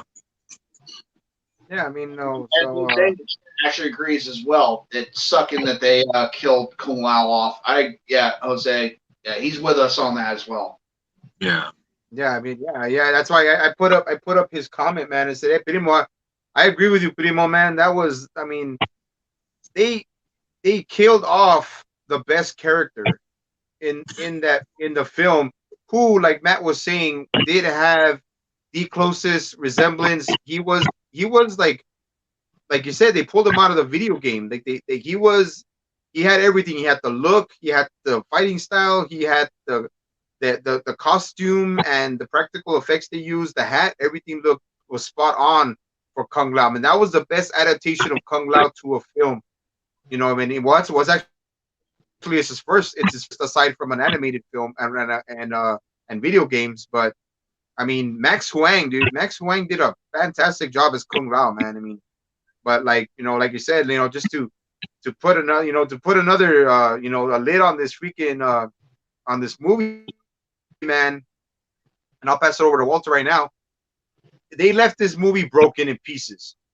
They left so many broken, empty spots in this And at this point now, I don't even care about Johnny Cage, man. I don't even care about this if they do a sequel to it. I mean, I don't even care if they do a sequel because my favorite character is gone. Liu Kang could have been better. Sonya Blade did good, but she's not. I'll just say this: Sonya Blade about in this movie was good. It's just that she wasn't very athletic. She wasn't a very athletic actress to play Sonya Blade. But as far as her, the personality, the mental strength, some of her stunts against the fight with Melina was good. And but besides that, the McCad Brooke to play Jax did great, just like Gojira 51 was saying. And above all, I mean, it's a decent film, man. But I'd rather follow the story from the video games than this fucking movie, man. This movie, just like Matt was saying, man, it's so broken in pieces. They left it like a jigsaw puzzle now. They don't even know how they're gonna put it all together. You know what I mean? I'll be surprised, but yeah, I'll leave it to Walter. Your last thoughts, man, so we can get this movie over with, man. Because Matt's already like, I don't want to talk about this movie no more. Done. I'm sure. Look, I'm listening to you. I'm sorry. I'm laughing. I'm sorry. I'm listening to you, and I'm just like, boy, you are in pain right now. I mean, I can say I kind of agree with you, because, like I say, when I saw them talking about Johnny, when they showed a picture of Johnny Blaze, just saw his name and everything, I was just like, seriously, that's a character I would have liked to see in this film, but y'all don't even hesitate to say, okay, he's there, but it's like we're gonna leave you hanging right now. It's like he'll probably be in a sequel, maybe. But I was like, I'm like, I don't care. I mean, the film, yeah, it's decent for what it is. It's got some strong character, but man, dude, no, you. I don't. Honestly, if they do make a sequel to this, hopefully it isn't like Mortal Kombat Annihilation, because I would tell you, they do. Oh fuck! Oh shit. Now look, if they do that, I know, dude. If they do so, I'm like, boy, y'all. Even I would have to say, no, but no. All in all, the film, it's okay for someone like me who's like knows the game, knows some of the characters, but doesn't know like the mythos of them all. And it's okay for what it is. As I say, I gave the rating a pretty much a B. But, dude, I mean, yeah, it's films like this that kind of have it, I'm just saying, kind of half-ass some things. It's, especially with the ending, it's, it is, like I say, again, it is what it is. I'm just getting off topic. But, yeah, let me, let's just, get off of it, because it's like I say, the film was what it was. It was decent. It gave us good action. It gave us good gore tactics there. Gave us the stuff that we needed. But the characters, some of them, even though it's some character driven, some of the characters we know and love, yeah, I'll just leave it there because I can't say no more. It's yeah. Matt's head's starting to hurt, man, talking about this movie. He's like, dude, man. I'm thankful for one thing, though. I'm very thankful for one thing. They did not try to put Shao Kahn in this movie. Yeah. They did to all these others. What are they going to do to him? Now that I said that, Hollywood's like, oh, he didn't like our movie, huh? Here's Shao Kahn, yeah. Let's have him fall on a bar of soap, yeah. Yeah, you know Hollywood. So. As long as he has a sledgehammer, bro. As long as he has a sledgehammer, that's all that matters, man. Yeah, but now we're done. We'll leave it there. We'll leave Mortal Kombat at that. At that point now, man. And it was decent film, so that's my last take on it. And now we get to 2021 film, MCU film, The Black Widow. So I'm just gonna start off with this, and I'll start off and I'll pass it on to Jedi Granville. The entrance of the beginning of the film, where they start with a flashback, and of course it's with Natasha and Yelena as young girls, and um, no, it was, yeah, and then Melina, the mom, and then it was Mhm. Alexei, the father, played by Rachel Weisz, and what is it? Danny, I forget John his first Harper. last Harbor name. was his name? John Harbor? Yeah, No, yeah, what was it? Yeah, Harper. yeah, Yeah. Harbor. Yeah, and then it's like a basic it's like a basic memory, like it's a flashback scene, and they go through the whole thing of, what, they got some kind of secret uh information in a floppy disk, and they had to leave right away. They had to go to uh some part of Ohio. They were in Ohio, and they had to go to an old abandoned airport. They had to take off in a plane, and they are being pursued by Shield, and Shield's trying to keep her from leaving, shooting at the plane. They end up wounding um, Melina in the arm, and then Natasha has to try to get the airplane off the ground. And remember, this is spoilers. This is spoiler alert before anybody else starts watching. So, and what do you call it? Alexei, the father figure, is trying to shoot and keep Shield off their back so they can get off the ground. So they actually make it off the ground, and they end up going to Cuba. And Melina, they take her in. She's wounded, and then this is where we get introduced to Dreykov, who Yeah. is the main conspirator to, and the head honcho for the Red Room. And Natasha and Yelena are going to get separated. They're going to be sent to the Red Room and get trained as espionage assassins, all that kind of stuff that you learn as a spy. So, what's up, Matt? Have a good night, Jose. He said he's awesome review. He's off to sleep. He has an early work day tomorrow. You have a good night. Okay, All right, Jose. cool, cool, Primo. Take it easy, Take Jose. it easy, bud. Take it easy, brother. Have a good night. Take it easy, brother. So yeah, man. So okay, so getting back to it. So they're getting sent to the Red Room, Natasha and Yelena. So this is where the the true beginning of the movie starts. And what's very cool about this, as far as the music goes, they use "Smells Like Teen Spirit" from Nirvana Yeah. for the opening music, where they show what the girls that are chosen to be a part of the Red Room and be trained in espionage and assassination, all that crazy stuff, spy stuff. And they're showing flashbacks of how they started off being in containers, and then being sent off to these schools where they have these girls lined up watching the same cartoon, drinking milk or drinking juice. And Yelena and Natasha coming out in little photos of what kind of assassinations they were a part of. Um, and Drake, what do you call it? Dreykov's character being seen with Bill Clinton, being seen with powerful political figures in the opening of the film.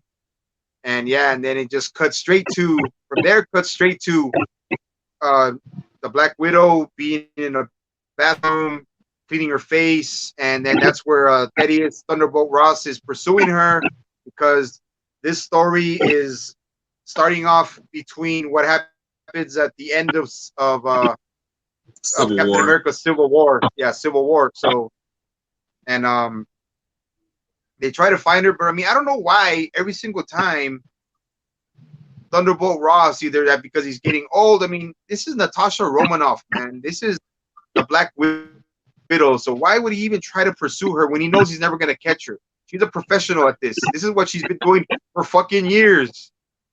For years, man.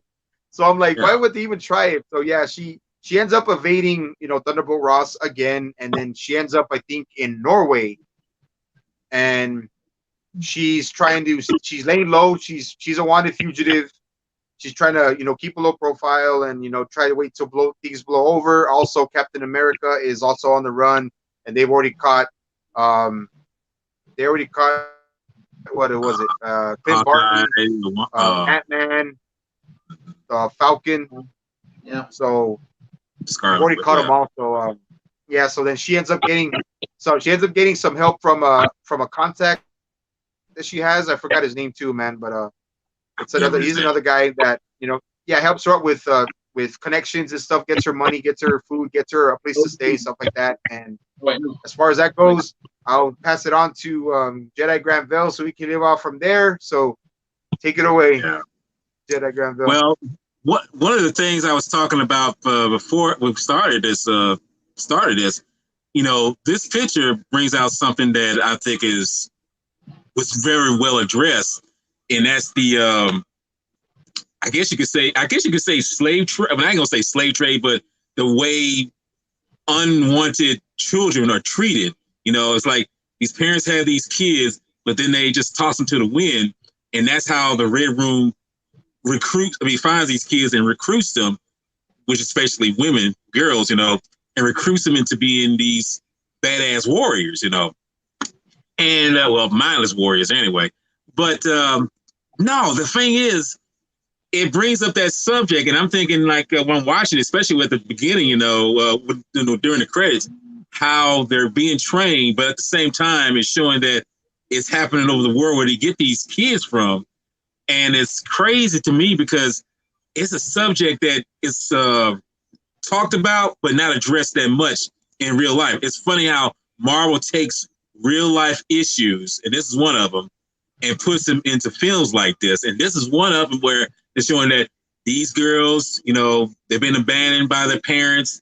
They have no homes. Well, the people in the Red Room say, well, we're going to take you in. We're going to feed you. We're going to make you badass soldiers, badass assassins here. And this is where, like I say, we get into the aftermath of Civil War, where I say Natasha, is pretty much getting away from Ross. And this moment kind of reminds me of the moment with Tom Cruise's character in Mission Impossible, the fifth one, Rogue Nation, where they're trying to find him in the agency. They're trying to find him, and he's not even where they think he is. He's somewhere else, and that's exactly what she does. She does David Copperfield, and it's like she's not there. She's not even remotely where you think she is. So jump to where she's in Norway. She's pretty much hiding out, like you say, and her generator goes down. Now I gotta say this. When the generator goes down, it's like all the lights go off, but it's like the TV is still working. Now I would say suspension of disbelief. Okay, TV's still working, but why are all the lights off? Unless the TV's on a separate outlet or whatever. But anyway, we go. She goes to get some gasoline for the generator because it's out of gas, and this happens so fast because I'm just like, I wasn't expecting this to happen. Here she comes. She's on this bridge and everything, and all of a sudden, boom! She gets knocked on her ass in the car, and here comes Taskmaster. Before I go any further, before talking about that scene, we see that box that was left by that guy. It's just some junk mail and everything. And if you keep in mind, when you look at that very box, the same box, you notice that that's a black box that Yolanda had gotten from that other, ex Black Widow, and it's in there. And I was kind of thinking, well, if this must be that same box, I wasn't for sure why they was leaning on it so long, but they leaned on it long enough to say, oh, that must be something that's the vials that will do whatever they're going to do for the snap these Black Widows out of their control and everything. So back to where the bridge is, gets blown up. She gets knocked on the butt, and everything. And I think to myself, oh man, she survives this, but she gets out just barely, and she fights the Taskmaster for a minute, but it's like she's holding on, but it's like, nah, this person is kind of more more, stronger and agile than you are. And then you find out that taskmaster not even after that person's not even really after you. But that person's not really trying to kill you. He's after this particular box, this dust, red dust that Yelena sent to her, and she figures like, you're not after me, you're after this. So she tries to do a double take, and try to take the box and throw it away, or we're just grabbing it not to get the taskmaster, not for the taskmaster to get it. And the taskmaster pretty much thinks, well, I failed my mission, or at least I got rid of the thing that I was after. But I kind of figures like, yeah, Natasha did a, cowboy switch, and she had it with her the whole time when she got in the water. So, like I say, she has to find another hideout. She has to go to Budapest. She calls it Budapest or Buda. How she pronounce it? How she pronounce it? Budapest. Yeah, Budapest. How she pronounces it, she figures that's how it's supposed to be pronounced. But she takes it and she goes to that hideout and discovers Yolanda there. She gets there. They have their little tussle. They're pretty much having their little civil rivalry, as I like to say. They're doing that. But it's funny how they're so good at one another, trying to take one another out. Natasha almost chokes out Yolanda, but it's like Yolanda said, I give up. I give. It's like, and Natasha said, I'm gonna let you go. It's like, okay, we're gonna let that go. We're gonna let that shit go. So when she discusses how that red that serum, when I'll say the dust is sent to her, Yolanda actually says like, I didn't send it to you to bring it back all the way here. What the hell you doing? I sent it away to you to get it far away from where we're at. And it's trippy because once she tells her that, that's when these other Black Widows come along and they start shooting their asses, shooting at them, and it's what else don't make it, And like I say, they barely get out because, like I say, these girls are just as good as they are. They get out, they go, try to loot them and everything. And I'm gonna say this one more part, and then I'll pass it on to Matt. Well, when one of the Black Widows follows them on that, I guess that chimney or tower, that part that leans over, that girl, she tries to, tries to pretty much stab him or anything like that. But Natasha tried to save her, but it's like, I'm gonna keep on stabbing. And then when she slips, I'm thinking from what I looked at in the movie, I'm thinking she's fall on the side of a building, but that's just the water reflection of the building itself. So she falls a pretty good length. And then, like I say, when she falls and everything, Natasha goes down and sees and she's okay and everything. But she's been given a task to say, kill yourself. And the girl actually says, like, I don't want to do this. I don't want to do this at all, and all of a sudden, and it's just, dude, I'm just like, okay, this is something deeper than you think. And you find out that the Red Room is still operational, but we don't know why. So I'm going to go ahead and kick this off to Gojiro 851, and you take it from there, Matt, and see if you feel any holes that I might have missed right then and there, Oh, Matt, let me just add one more thing. I'm sorry, Matt. Let me just add one more thing. I'm sorry, man. I forgot to mention the introduction of Yelena Belova, another Black Widow, and from Marvel Comics. She's also from Marvel Comics, and but the thing is now what they're going with is that in the actual comics they're not sisters, but with this they're going with their adopted sisters and stuff like that. But they still did go with the story that they're both from the Red Room, but Yelena and Natasha Romanoff are not. They're not. They've never had any interaction. They knew each other from the Red Room, but they've always been more like not even rivals. They're both Black Widows. They've both been trained the same way. It's just that they intertwined there their story with them being them being like adopted sisters and stuff like that. And yeah, Yelena Belova, the who she's played by Florence Pugh, is it Florence Pugh? I just gotta Hope. say that yeah, she's a beautiful actress, dude. She's a great actress, and I just had to throw that out there. And like she does great in this film. And I'll pass it on to Matt. I just wanted to get that out of the way, Matt, because I forgot to mention that Yelena. I totally forgot that Yelena killed one of the older Black Widows that had the red dust, and I forgot to mention that. But yeah, you can take it away now, Matt. Okay. Walt, you covered the first part of the film very well. I'm just going to add little things. A very strong opening to this film. I feel this movie is very strong.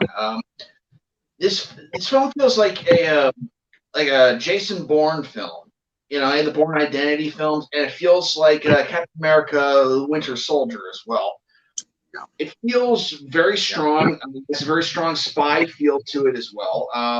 Scarlett Johansson. At first, when I first heard she was cast as Black Widow back a long time ago for Iron Man 2, the thing that always got to me was it's not that she's not attractive. It's not that. It's just she has to have this Russian accent.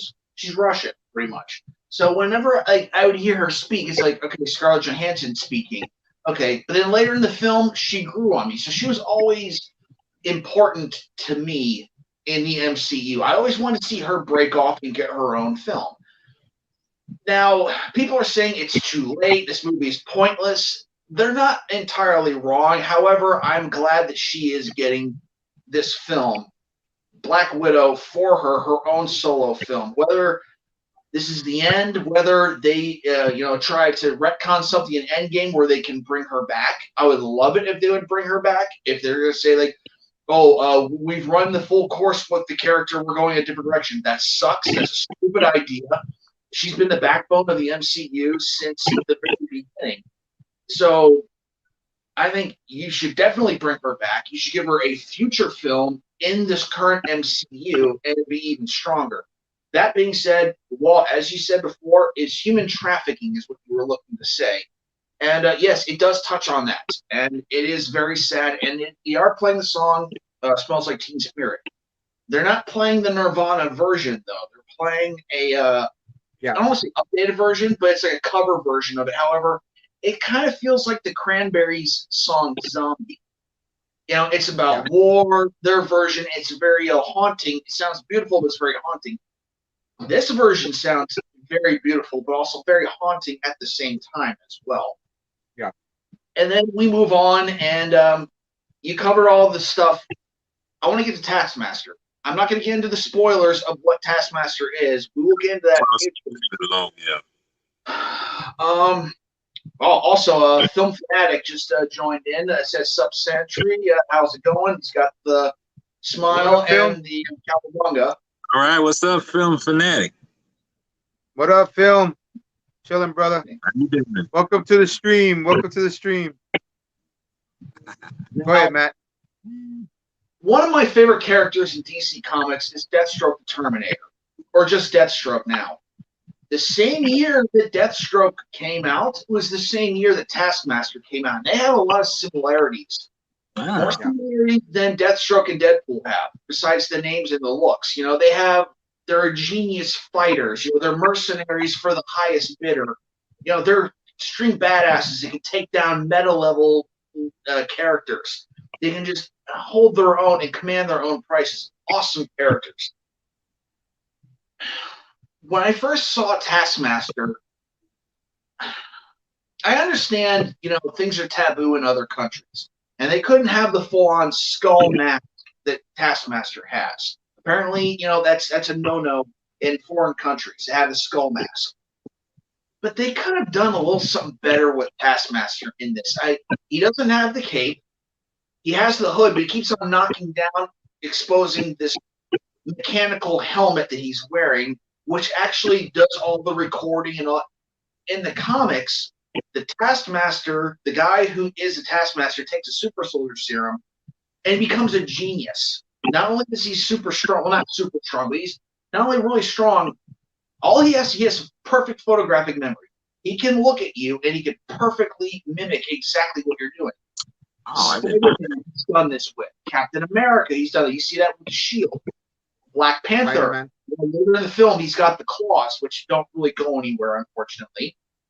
All these Spider-Man. other characters, all he has to do, Spider-Man, specifically, to mimic someone like Spider-Man. Daredevil, I think he actually, he copied his powers as well. Dude's a genius. In this, they said, oh, it's just mechanical stuff. It's just robot stuff. It's like, that's lame. That's really freaking lame. Okay? I'd rather a human character be smart and actually have the brain power to do it. So, like, than putting a helmet on and then it recording. Weird juxtaposition. Have you ever seen the DOA movie based on the fighting games? Like back in the early 2000s? Well, in the movie, there's this character. He's the main bad guy. He can't fight for shit. So he has this pair of sunglasses that records everyone's fighting abilities through nanotech. He puts sunglasses on, and immediately he's Bruce Lee. That's what this feels like. It's lame.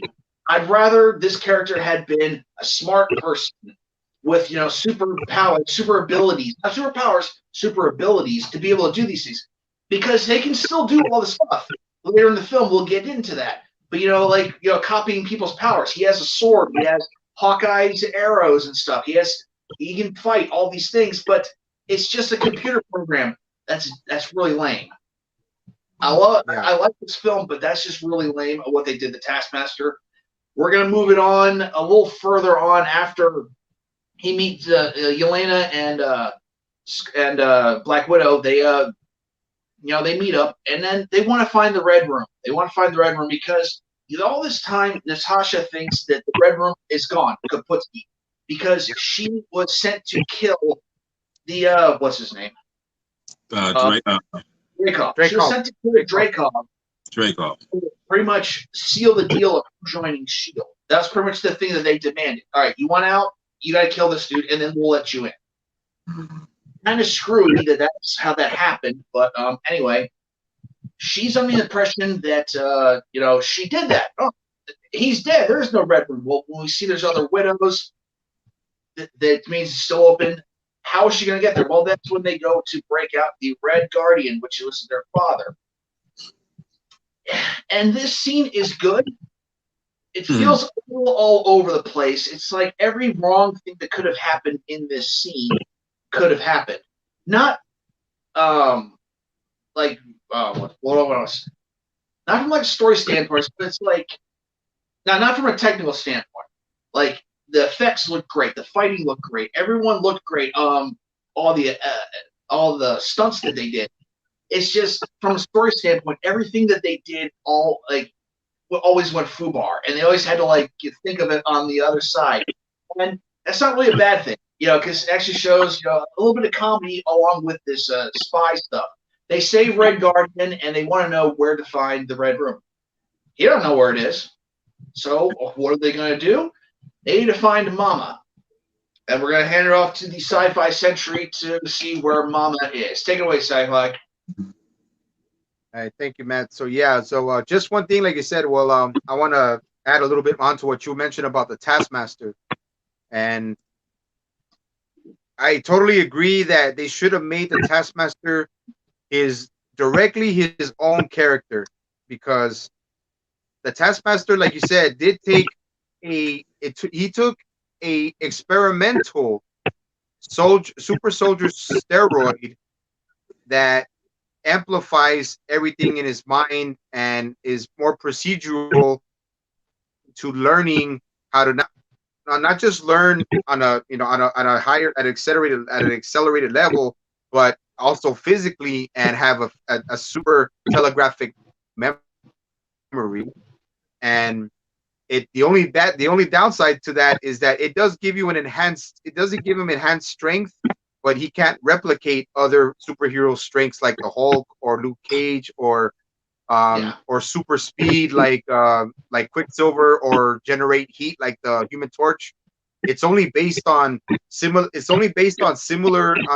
body types of superheroes that he encounters. Also, that plays into that, but he can't replicate like powers and stuff like that. He can only replicate how they move, and he can find out how they fight, and that's still just as dangerous. I mean, he doesn't need it. The Taskmaster doesn't really need superpowers to take somebody down, especially another superhero like Daredevil or Spider-Man or Captain America, Hawkeye, Black Panther.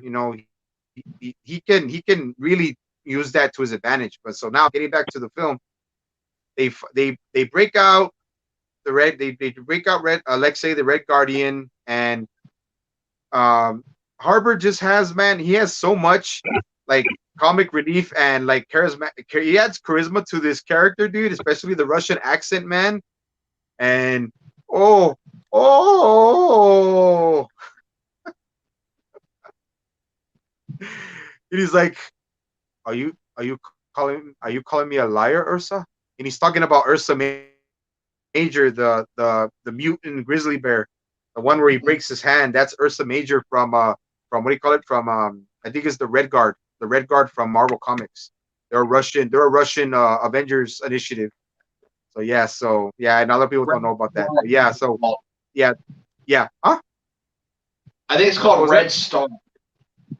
Yeah, I think something like that. I heard the names have been changed. They call it Red Guard. They call it like you said, you like the one you just mentioned. So they switch it off. But so now they break out. They break out the Red Guardian. He's a super soldier, not exactly the same as Captain America, but he's a little more. He's not like really Winter like Guard. as intelligent and huh? Winter What was that, Guard. man? Sorry. Okay, yeah, Winter Winter Guard. Guard. There you go. I said Red Guard. I was saying Red Guard. Yeah, Winter Guard. And he's not as like intelligent as Captain America, but his super soldier serum gave him more super strength than anything else. So he's still a formidable soldier, but he's past his prime. He's a washed up superhero, and he gets framed for just speaking up about the shit that he was doing to those girls that were being pretty much put in enslavement by the Red Room and by Dreykov, in general. So, and not only that, what you guys have mentioned about slavery and about human trafficking, it's also about poverty within all parts of the world, that girls that are orphans or born without parents are taken in because they have no one else. They have nobody else to go to, so they're easily manipulated into joining the Red Room. So you guys, like you said, you guys were talking about that earlier, and I wanted to add to that too. So they get Alexei out. They go find Melina, who was the mother figure for Yelena and Natasha. So they go into her. They find her. She's still working on. She's still a scientist. She's not only a Black Widow herself, but she's also a very smart individual, and she's a scientist. So she's working. She was a big integral part in finding out how to break a person's free will and enslave them mentally. So she's the one that played a big part in that. So they all go there. They talk. They try to make it seem like a big family thing again. They start bickering. They start telling each other, "Oh, you slouch too much," and all this meant a lot to me. You were the only family I knew, but it meant a lot to me. It may have not done anything to you, Natasha, but to Yelena, it meant a lot to me and all this stuff. So yeah, man, it was crazy. Thanks for the comment, Phil Fanatic. Yep, Yep. I agree. They made Taskmaster a throwaway character. Yep, Taskmaster deserves his own film. I agree, Phil. I definitely agree, brother. Yep. So hell yeah, but no, yeah. So they go there, they bicker, they fight. Yelena and Lexi start talking in a room, and then Black Widow and Melina are talking about, how did you break loose of their control? How did you get away from the Red Room? What did you do what pretty much Melina was telling her, what did you do that I couldn't do to escape the Red Room and escape Dreykov? And, they start talking this and that, whatever. And then parts of the Red Room or soldiers from the Red Room start to invade the house, take over and everything like that. And they shoot the hell out of the Red Guardian with so many tranquilizer darts, dude. It was so fucking. I was laughing, dude. It was like so many tranquilizer darts right in his chest, and he just flops back down. And that was funny. I don't know if you guys remember, but it was hilarious, man. And then that was straight out of Ace Ventura, Nature Calls. I remember saying that when I saw it. I'm like, you just watched Ace Ventura. It was hilarious. Yeah, man, it was hilarious, man. And then, well, Yelena, like, you know what? To me, Yelena is like the Black Widow, but she's different. But to me, Yelena's more. She's more brutal. She's more straightforward and more like she's more offbeat. Like she's more in your face than like Natasha is. They're still both kind of similar, but they're different because Yelena's more like fuck you, I'm gonna kill you quick, and then Natasha has more of a conscience. Well, Yelena had just been freed from the mental conditioning, so she's only reawoken probably for a few days at this point. So I kind of understand why she's still really stoic or really, stoic. I can understand that because she slowly over the film starts to have more of like her normal self. But at first, I can understand why she's still like really like punchy at times. So that was my interpretation. No, that's good. That's good. Thanks for adding that because it's just like she builds as the character as the movie goes on. Yelena's character builds and it builds up more and more and more. So that's why, like to me, Yelena was a great part. She was a great part of the film for me. She was one of my favorite parts of the film as they're building up Yelena to maybe something more that she might become the next Black Widow or she might have her own standalone film. So you know what I mean? So that's why I took an intrigue and that's why I got interested in Yelena so much. But now they capture the Red Guardian, they capture all of them. It looks like Melina had pretty much betrayed them, but that's where we'll get to the plot, and I'll let Walter take that one as now they're getting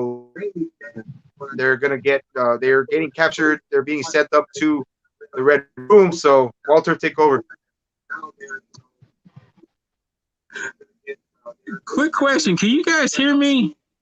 Yeah. Can you hear me? Okay, I'm just making sure. I'm having difficulty with my volume for some reason. I don't know why.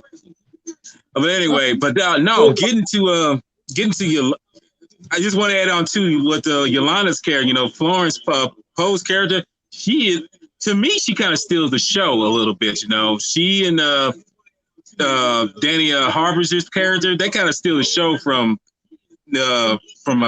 Scarlett Johansson. Scarlett Johansson is good. They pretty much do a little bit better a job in this picture for some reason. That's just my opinion. But now getting on to that,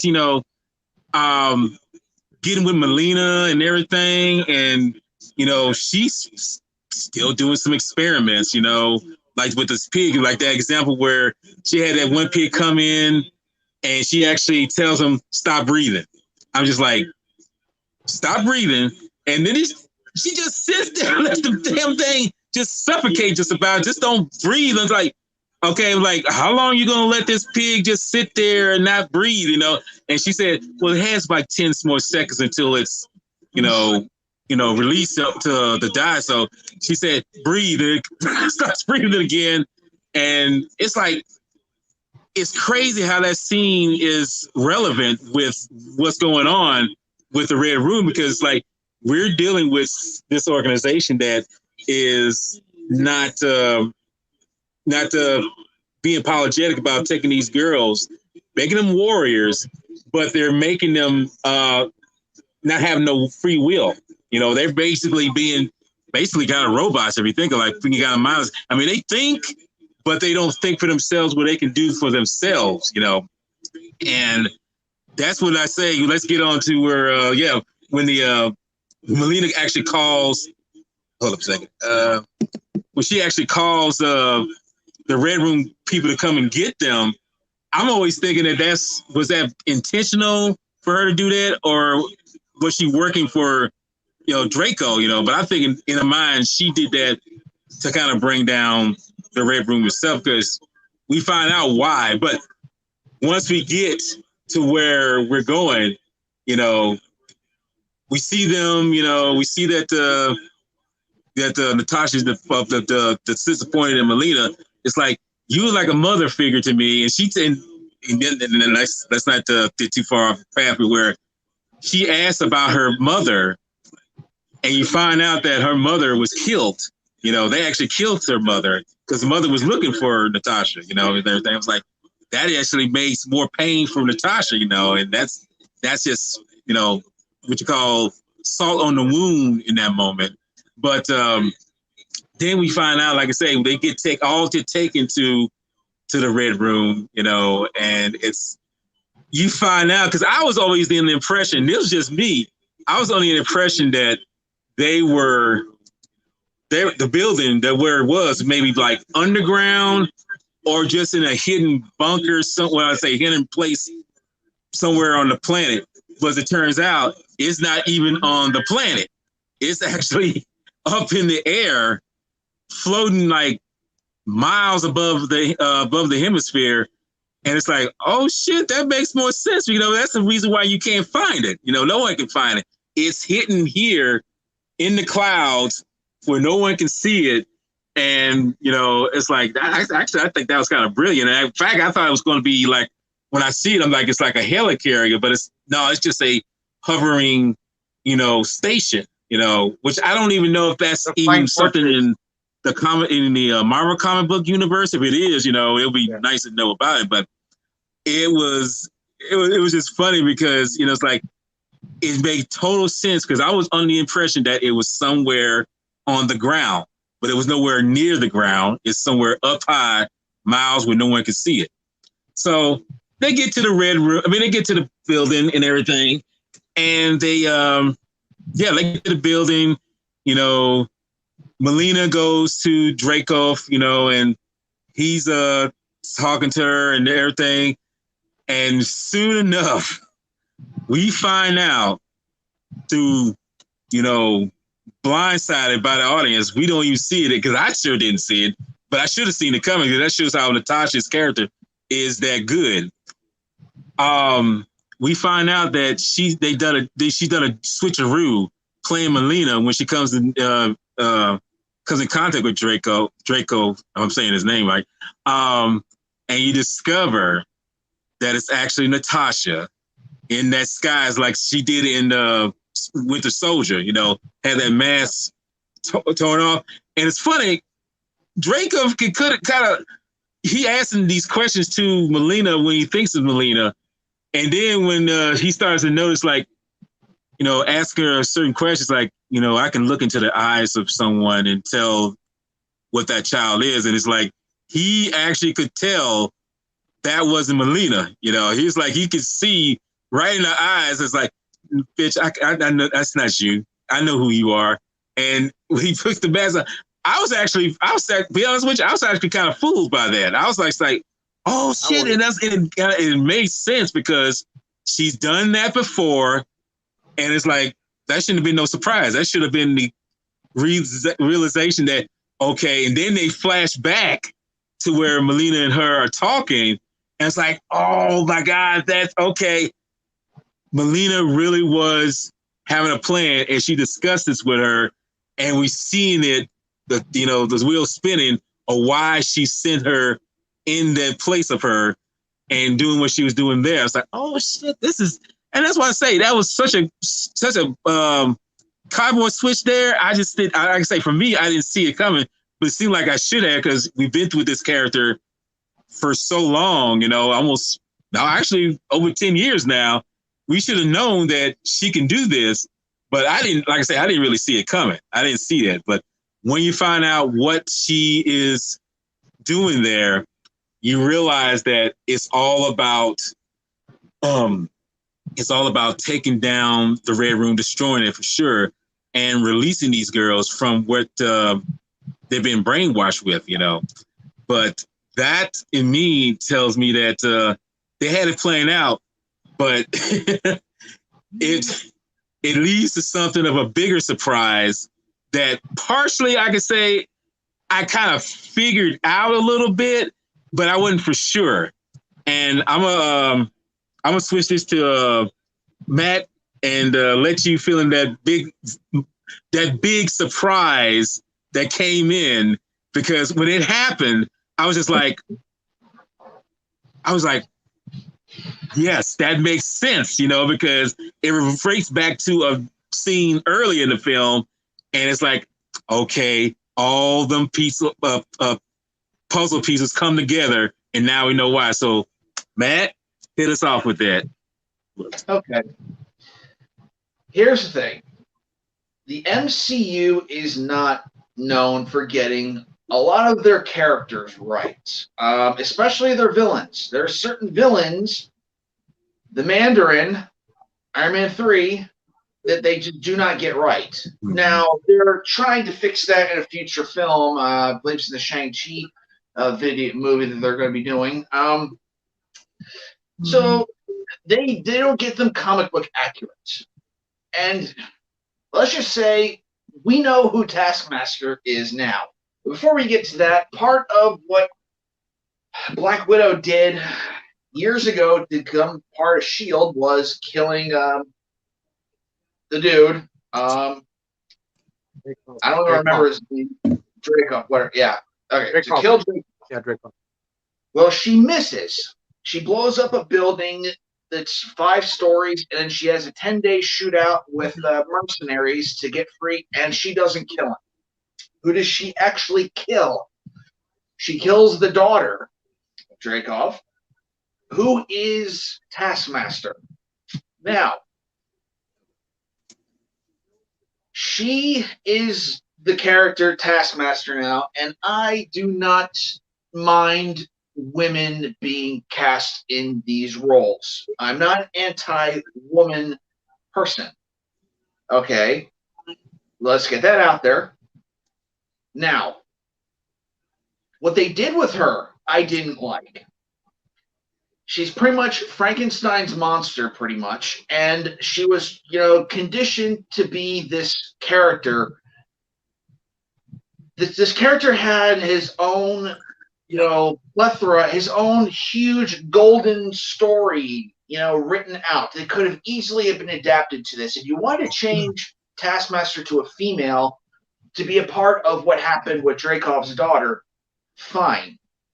That's not what they did. They made her own character, making Taskmaster her own thing that's not anything. It's Taskmaster in name alone.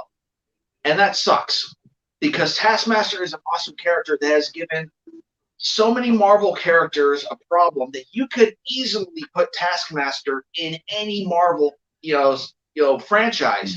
You want to do a Daredevil movie, you want to do a Spider-Man movie, you want to do another Captain America movie, where he fights Captain America.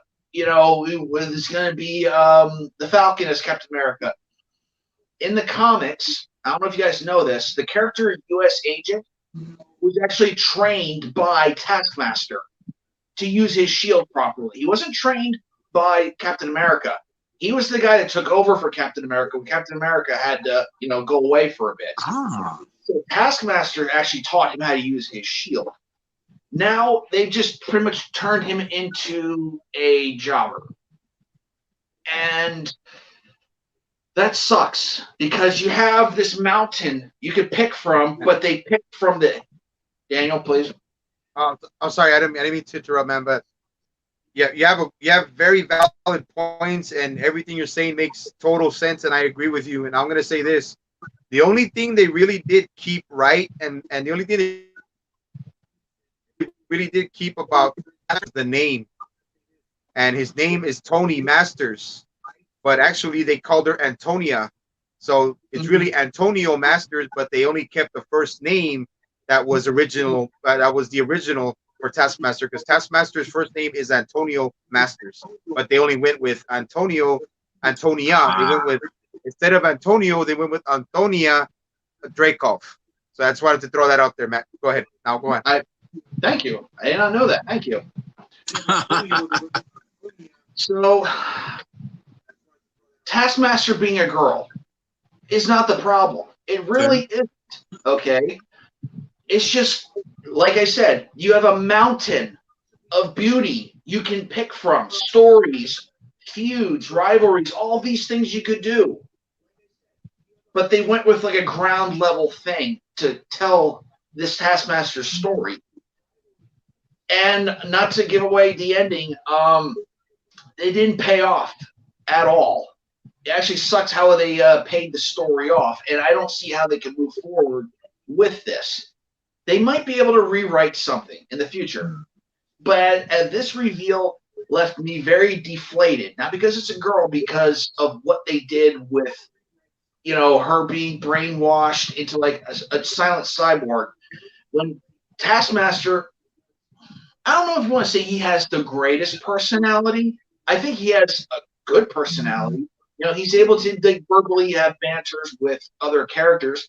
I know he's had like some runs with Deadpool, that everyone really likes, and the verbal he had was very interesting. So much, but they deliver so little, and that's what really bums me out. It's not because it's a girl. They could have picked like Channing Tatum to be Taskmaster, and they still, if this is what they were going to do, this is like in X-Men Origins Wolverine when they had Deadpool, and then they closed, they put a glob over his mouth so he couldn't talk. It's like there's so much greatness you could have gone with, but they deliver such shit. Now they fixed that in later films with the Deadpool franchise, showing him off the way he's supposed to be, but that's pretty much the way how I feel about this version of Taskmaster. If they rewrote it a little bit to where she's her own character, she can still be the daughter of the bad guy. She can still do all these things, but let her have her own motivations. Let her have her own faculties. Let her have all these things of her own. Let her break free and be her own mercenary for hire. Let her be not really Black Widow. Let her be like the Deathstroke, pretty much, of the Marvel Universe. Let her be the guy or the girl who's called on. Hey, this person needs to be assassinated. They do like a Daredevil fighting Taskmaster movie. They do a Daredevil, they do a Taskmaster versus whoever. Possibilities. It feels like they just cut those all up to the knees. Okay, moving on. So the Red Guardian breaks out with crap. What's his name? Oh shit! Red Guardian, David Harbour. Yeah, but he breaks out with the mother. Yeah, he breaks out with her now, and they're going on to go do their own thing, trying to take down the flying orbiting ship. And Black Widow is trying to get information. He doesn't know he's trying to get information, and out of the bad guy, and all these things are happening. The mother starts to sabotage the ship. Actually, she blows out one of the turbines, so the ship starts to fall. And one of the coolest scenes I've seen in the film, well, actually, no. They keep going, and Black Widow actually turns off all of the mind controlling for all the widows. Okay, around the world. Pretty much shuts it all down as Yelena actually uses the red mist and a flashbang grenade to free all of the other Black Widows. So they're all set. They're all back to normal. How do they have all their training? As they're escaping, you think that Yelena is going to be killed in an explosion. She's going to sacrifice herself. Black Widow jumps over the side as she goes to catch up with her falling sister. And this is, probably the coolest scene. Taskmaster is actually falling from the sky like a bullet, like a Terminator chasing after them. And they get into like this really cool scuffle in midair, and it brings it down to the ground. I love this. Even with the goofiness that happened before, I still love the scene with Taskmaster and them are fighting in midair. And I don't want to spoil the rest of the movie. Further than that, Sci-Fi, take us home. So they're like you were saying, Yelena had taken out Dreykov, as she said, just before she was gonna. Sci-Fi. What's up? Hey, just one. I gotta leave right. Let me leave right quick because my volume for some reason is acting up. I can hardly hear you guys, so I'll come back in just a second. I'll be right back. Okay. Okay. Cool. I'll be right back. Just give me a second. Okay. So yeah, Matt, what do you call it? Yeah, so it was getting done. And they were Draco was trying to Draco was trying to escape with a couple other soldiers in another jet. So Yelena catches up. She's getting ready to destroy the turbine that's powering the main turbine of the ship. And then when Natasha comes out and she's telling her, don't do it. And that's when Yelena says, no, this one's mine. So she's the one that Yelena was the one that actually ends up taking out Dreykov and taking out the whole ship. And then, like you were saying, she gets the impact at the blowback of the explosion throws Yelena off of the flying fortress, and that's when um, Natasha, the Black Widow, grabs a parachute, jumps off after Yelena, and then that's when she's trying to find her. She catches her, and then that's when you see Taskmaster coming down like a freaking like an arrow down like straight down the pipe, going after Yelena and Natasha, and then what do you call it? Yelena was facing the back, and that's when uh, Natasha turns Yelena around, and then she lets go of her. And then hold on, Walter, back in here. Okay. Yeah. All right. Well, sorry about that, man. I was having tech. I really couldn't hear you guys really well, so let me turn it off and come back. So can you hear? I can hear you now. I can hear you now. Okay, cool. Okay, yeah. Sorry So yeah, no problem. So I was getting back in, and then Taskmaster's coming right down, like you said, like Matt said, a bullet, and then they scuffle. They do they jump off of some debris and stuff like that, and then they're doing their acrobatic stuff, and then you can just they're and then you know what? I didn't even see that Taskmaster had a parachute. I don't even know where it came from, but Taskmaster ended up having a parachute, and then they're falling to the ground, and then they do a small little scuffle, and then that's when Natasha before Natasha had left the flying fortress, she saw two more of those red dust what do you call it, little vials, and she grabbed them, and then she ended up switching, and then she ended up still tussling with Taskmaster, and then with Antonia, and then she does I think a shoulder flip, and then she pops the red dust in her face, and then like they said, it breaks it broke that control over Antonia's what do you call it, mind control, breaks it. Yeah. And then she goes down, and then and then they're they're done.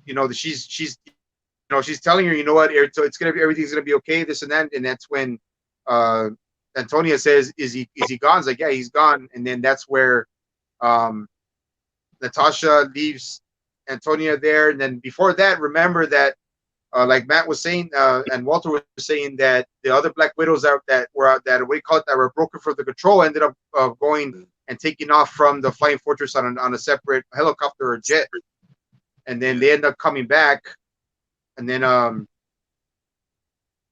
while Natasha's looking for Yelena, she finds Yelena, tells Yelena, hey, you know what? Everything you said when we were young, everything mattered. Everything you said, it did mean something to me. You said that it didn't mean something to me. That's when Natasha says everything meant, it was real to me. Everything was real to me. And then that's when the other Black Widows show up. And then we find out that Red Guardian and Melina also survived. And then, Melina's pretty banged up. And then they all meet up with everybody. They end up leaving with the other Black Widows. And Yelena also takes off. And that's where Natasha says, I'll deal with it. Thaddeus Ross and Shield are coming. And I'll deal with it. Don't worry about it. I got it. I'll deal with it.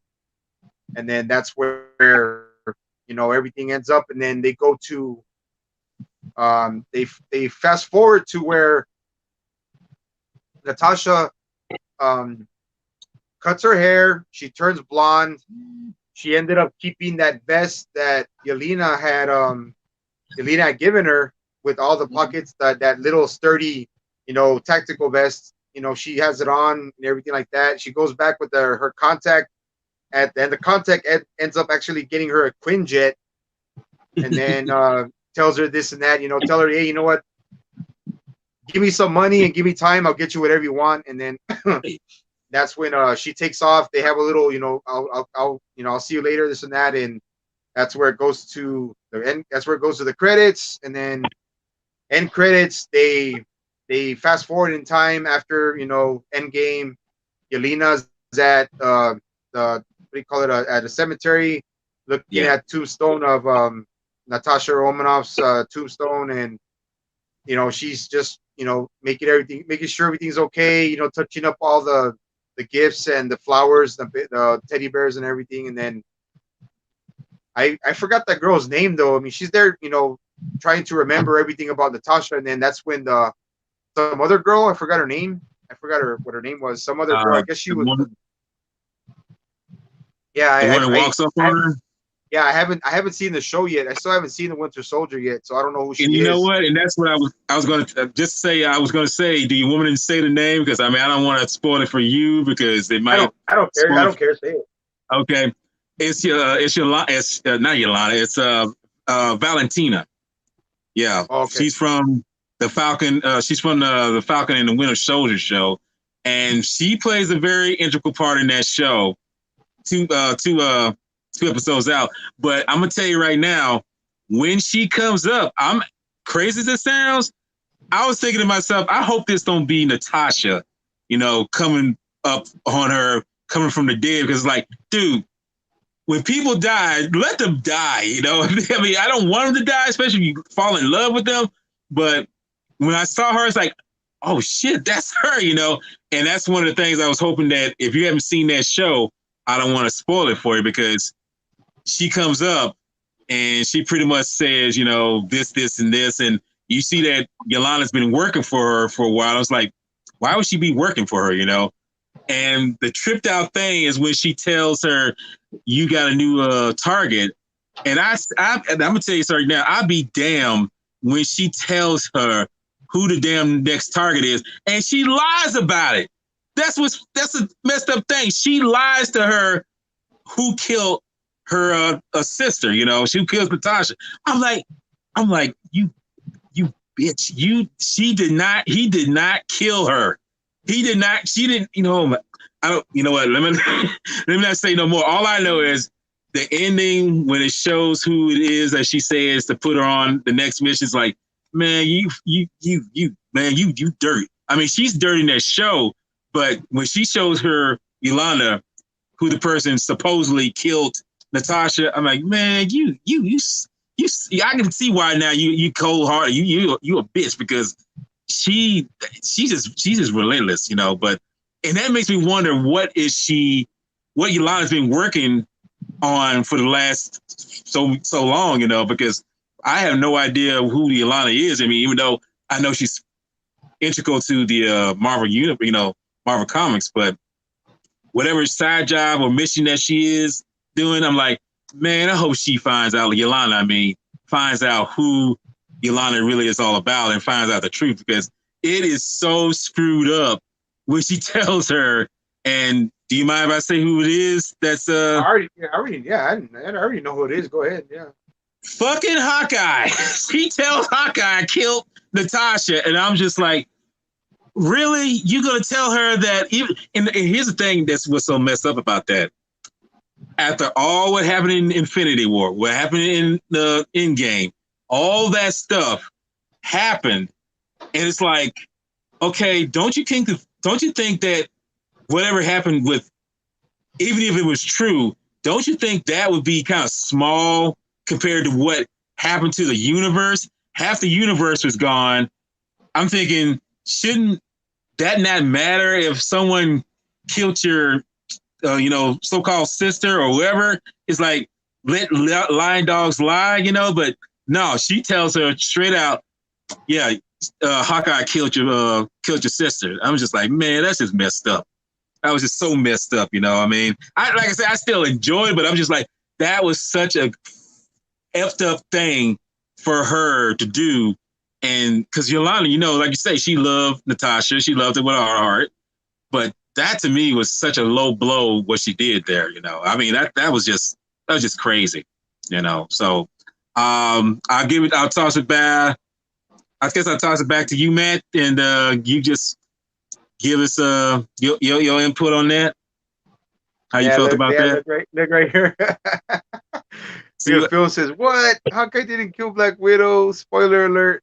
mm-hmm. Yeah, I mean it's yeah, stupid. we said that. Yeah, we said that earlier, Phil. We said that earlier, Phil Fanatic. This is hard. This is a hard spoiler.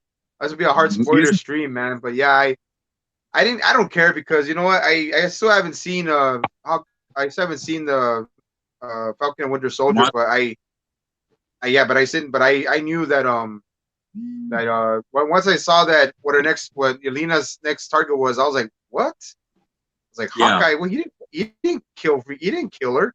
So I mean, they have to keep the story going, and I'm thinking she's gonna take over as the new Black Widow. I think Yelena's gonna take over as the new Black Widow because you can't bring back Natasha. She's already, you know, Natasha, what she did, just sacrificing herself for the Soul Stone, that was already iconic. She already, you know, Scarlett Johansson's character as a Black Widow is already cemented in stone in history already. So, you know, she doesn't have nothing else to prove anymore. But I mean, I wouldn't mind them bringing in, you know, a new Black Widow. But I mean, and then Yelena's just, she's kind of like Natasha, but she's just more ruthless, more straightforward, more like she has that dark humor kind of style of a personality. You know what I mean? And can I just add one more thing about Yolanda's character? The person playing her, Florence, I have to say, I mentioned before, you know, she kind of steals the show, but her character arc, she really plays that role really well.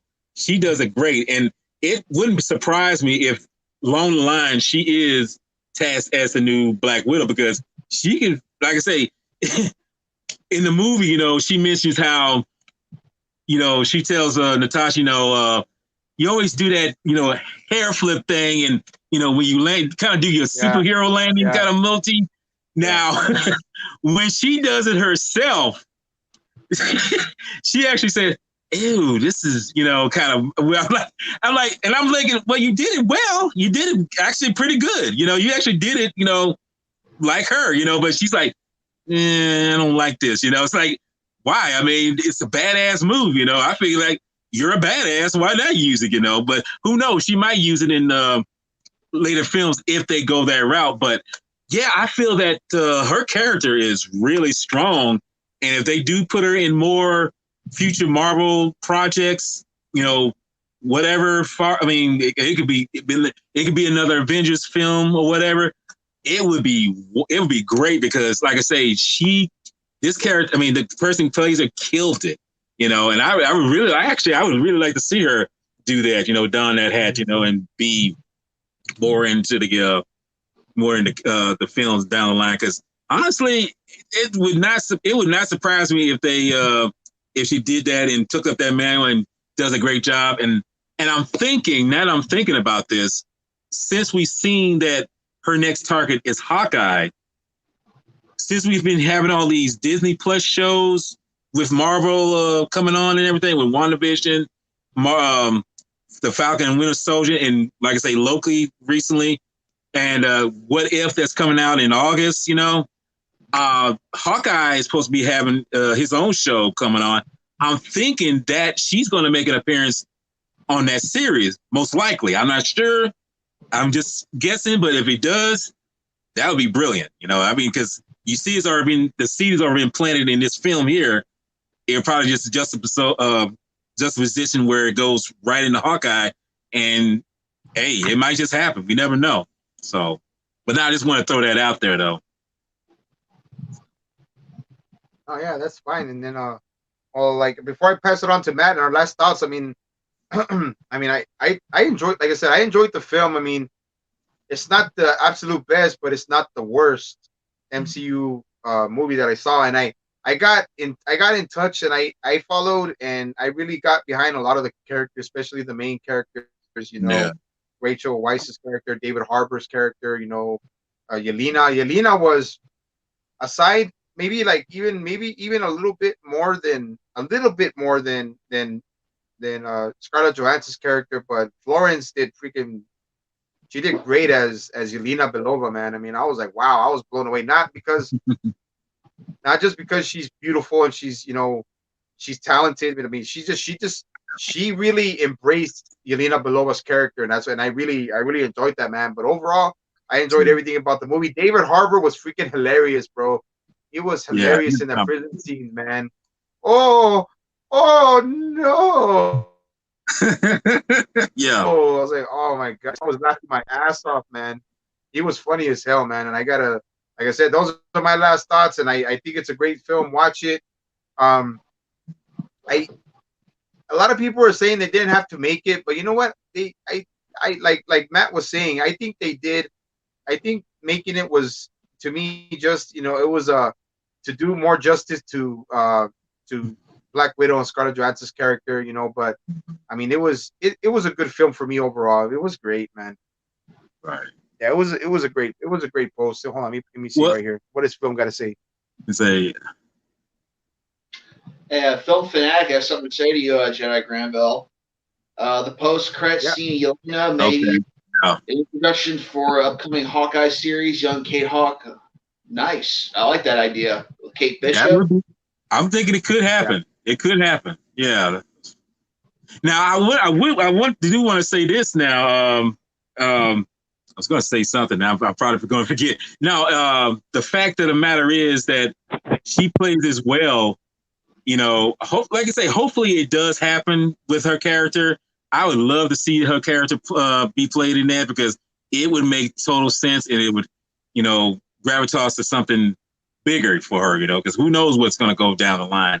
Because I don't want to see it be a villain, because the way she interacted with Valentina's character, it seemed like she might be going a reverse in terms of she's going to be a villain, because, like I say, we know Valentina is not good. She's not. She's a villain, but I don't know. We may never know. So, Matt, let's get your thoughts on it and everything about the film. Overall, I really liked it as well. It sucks that it's a prequel, and we all know what happens in the end. But Scarlett Johansson did amazing work as Black Widow. I enjoyed her. I enjoyed Yelena. I thought she was an awesome addition. When she showed up as a blonde in Infinity War, people were saying it was a tribute to Yelena. So when it looked like Yelena was going to die from the explosion, I thought that's where she dies, and then she's going to have like a heartfelt goodbye with her, and then she dyes her hair blonde as tribute. That's a little subversion right there, because that actually didn't happen in the film. But there was that. I enjoyed Red Guardian. I enjoyed Iron Maiden. I thought they were awesome characters as well. The concept of Taskmaster was cool. It's just, as far as being a comic book guy and seeing how things, I wish it was handled a little more differently. But as like a overall antagonist, not really an antagonist, like a foil for our main heroes, I thought they did well. I did not like the main villain, Dreykov. Felt he wasn't in the film long enough to really put himself over as the bad guy. So you go back to Iron Man and Obadiah Stane. He's in the entire film from beginning to end. You see him from beginning to end, seeing him, how he's interacting. With Thor, you see Loki always there, or him always plotting. You see everything go on and go on and go on. When in this film, Taskmaster is there from beginning to end. And I remember in the trailer, for the first trailer I saw, they showed a shot of Taskmaster. And they're like, he controls the Red Room. It's like, oh, so Taskmaster is going to be the main bad. No, he's not. It's a bait and switch. We got this Markov dude. This is the guy. He's only in like the first 10 minutes where they go to Cuba. and we don't see him the rest of the movie until they go to the Red Room hideout up in the clouds. I feel like he needed more time to actually, be more tougher. And then one scene, I kind of glimpsed over. She can't kill this guy. She can't just up and kill Markov because he emits a pheromone that makes her not want to kill him. She wants to physically do it, she's not able to. So she starts verbally taunting him. So then he throws a punch or two and then kicks her, and he's barely drawing any blood on her. It's yeah, if Taskmaster was the villain the whole movie, this would actually mean something. But you've got this, I don't want to say elderly man, but this older dude, picking a fight with a trained assassin that fights and battles with a giant green Goliath and the God of Thunder. And he's just throwing little pussy punches at her. It's yeah. It just didn't feel right. So he needed more. They needed to do more with the main villain. If he was going to be the main villain, Taskmaster should have been the main villain. If they're going to go that far. Yeah. But still, a solid B+ film. I enjoyed it. I got Disney Plus specifically to watch this. I'm going to go back and probably watch Falcon and Winter Soldier, which the woman at the end of this movie who's trying to contract Yelena to go kill Hawkeye actually is U.S. Agent's handler in the show. So does that mean that U.S. Agent's going to have something to say about this? Is he going to try to fight Yelena as well? Is he going to show up in a Hawkeye show as well? So there's a lot of this ending points in the right direction for future MCU properties, specifically with Hawkeye, because they've been trying to do a Hawkeye show for a long time. I think even longer than Black Widow for some reason. They wanted to do that even before Iron Man 3. They wanted to do a Hawkeye movie. It's okay. They never did it, and if they're going to do a show, then this is the right direction, I think, doing that. Yeah. Just go in and just try to have fun. That's all I gotta say. It's not the worst movie in the MCU. It's not the best. It's right in the middle, and yeah, it gets 8 thumbs up from me. B+. Yeah, I mean, Well, agree, can I say something real quick? Something from Sci-Fi, real quick. Yeah, go ahead. I'll just say this, and like I say, the film I mentioned before, it has its good points. I mentioned to a friend, it has this. Like I say, it's not the best film. I think it could have worked better if it had been released. Because they was pushing for a Black Widow film for the longest. If they had released this film like they did, with Black Panther or Black Panther for Infinity War, or say after Civil Captain War. No, I'm talking about because I'm talking about the story comes with after Civil War. Yeah, if they could have released it, the story itself after Civil War, say in the midst of where Guardians of the Galaxy Volume 2 or in Thor Ragnarok, throw that in there. I feel like it would be more gravitas to say, because we know she's not going to die in this picture, but we don't know that until we get to Endgame. So I feel like if they had placed it maybe between, like I say, Ragnarok or Black Panther, something like that, I think, it would have worked better. But honestly, the film does have its good points, and I like the action. I like a standalone film where it has strong female characters. I've always been a fan of that, because when you have strong female characters, it's showing that these women are not weak, and I love to see these kind of female heroines, because I'm like a man myself, love to see a woman kicking ass, and I always will like a woman kicking ass, because it's like she she ain't soft, she ain't gonna be a pushover, so don't even try it. But all in all, I enjoyed the film. I enjoyed it for what it was, and like I say, some people might enjoy it more than me, but that's okay, because I have my quirks about it, but I still enjoyed it. It's still a good ride. And I'll tell anybody, don't take whatever anyone says about it in a negative way. I say take it in a positive way, because you might like it more than me. And that's okay. You should like it more than me. And I hope you do like it more. I'm actually throwing it out there where I say, like it more than me, so that it shows that, whatever my opinion is, it's just that. It's an opinion. And my opinion is like, okay, I enjoyed it, but it could have been better. But all in all, I give a thumbs up for it. I do. So take away sci-fi. No, yeah, I mean that's like I said. So I mean, you guys, there it is. I mean, you guys already gave your your full thoughts on the film, and you guys already saw mine. I mean, like I said, I thought it was great, and I really don't give film ratings. I just say, straight up that yeah, I liked it, and that's like I said, my opinion.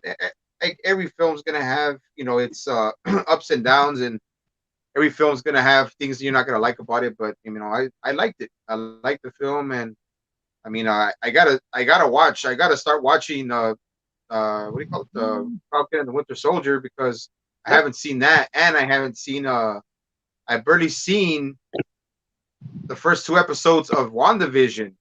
Mm-hmm. So like I haven't, I need to, I got a lot of catching up to do, and I mean like, but as far as that goes, as far as for the Black Widow 2021, man, it's a good film, guys. I mean, we've already given our take on it and stuff like that. So I mean, yeah, I like the film, guys, and we're already going on 2 hours 50. We're going on 2 hours 56 minutes. You guys want to keep going a little bit longer, or you guys want to call it a night, or what? I mean, it's your call. I mean, I would like to say, if I can, share a little G-Fest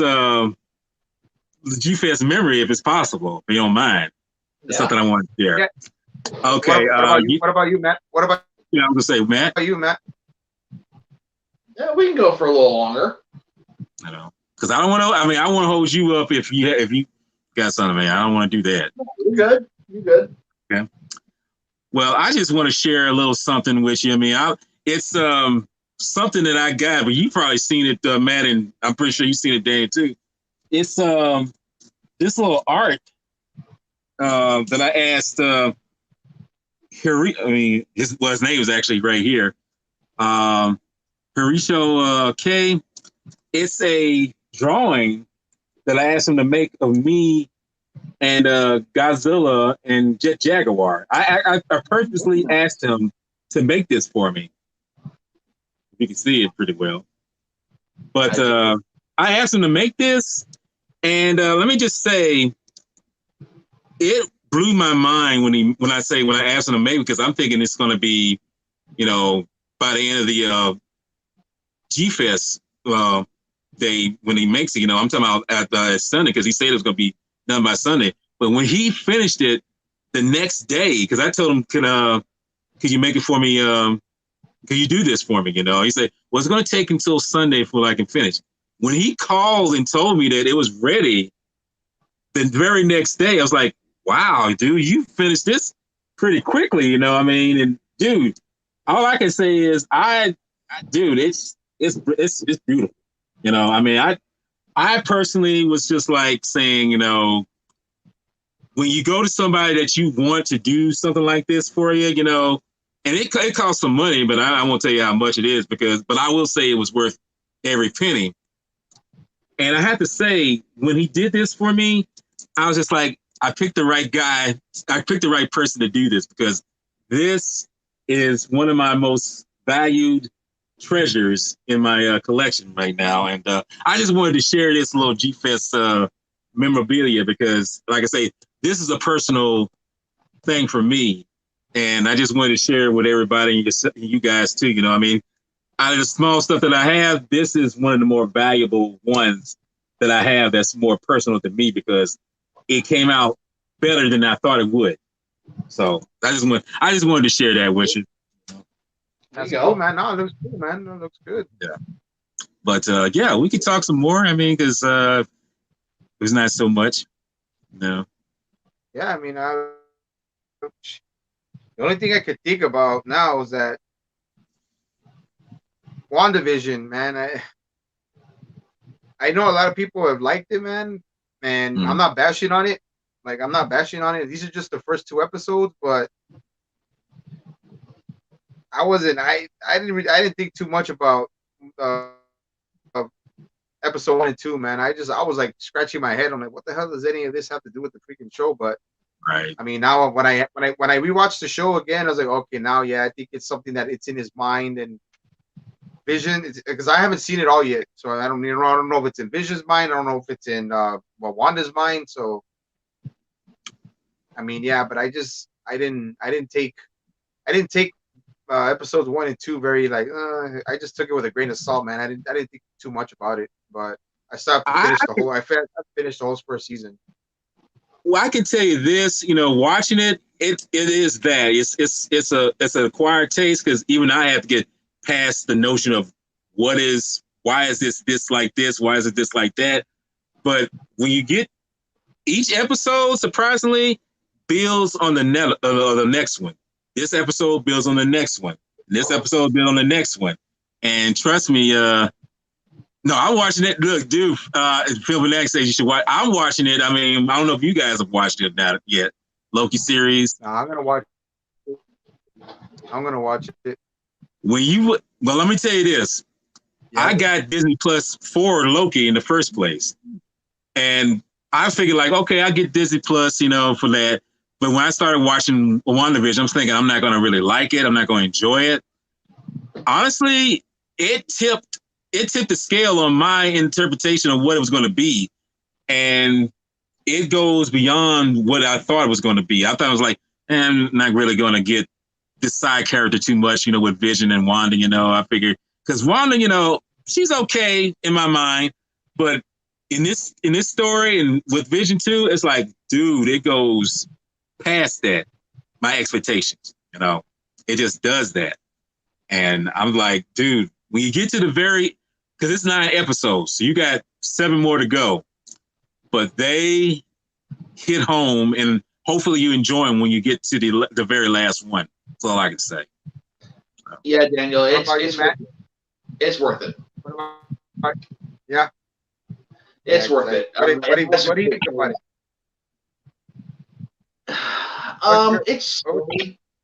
It's very silly at first, but I'm not getting into spoilers. Let's just say there's a lot more going on than what you're seeing, and it pays off in the end. And I think it was very enjoyable when it got to the end. I think Elizabeth Olsen is a great pick for Scarlet Witch. I love the way her costume comes out eventually. Oh yeah. I'm pretty sure you've seen pictures online of it. It looks really good. It's just trust me, it's worth the watch. It's worth the watch. And when you get to that final episode, you're gonna be like, okay, all right, there we go. Captain Falcon Winter Soldier, I need to sit down and watch that. I've only seen parts of it. And it looks fun. Looks interesting. You won't be disappointed with that either, Matt. The only criticism I have that I've seen is, apparently Baron Zemo is a joke, but everyone's saying that he's not. There's actually something bigger that happens later, so I look forward to that. Loki, I'm not a big Loki fan, so I didn't really think to watch it. But ever since I saw Alligator Loki, I'm like, okay. Oh, you saw something about that? Yes. Daniel, apparently in a separate universe, Loki's an alligator. Yeah. So it looks fun. I'll give that a try. Marvel's What If looks good. The art style is weird, but still, it looks like it's going to be a lot of fun. I always like the idea of what if stories. Like one of my favorite DC stories is Superman Red Sun, where he falls to Russia rather than America. He's raised as it'd be a Russian, USSR, stuff like that, Cold War. He's comrade Superman. It's an interesting story.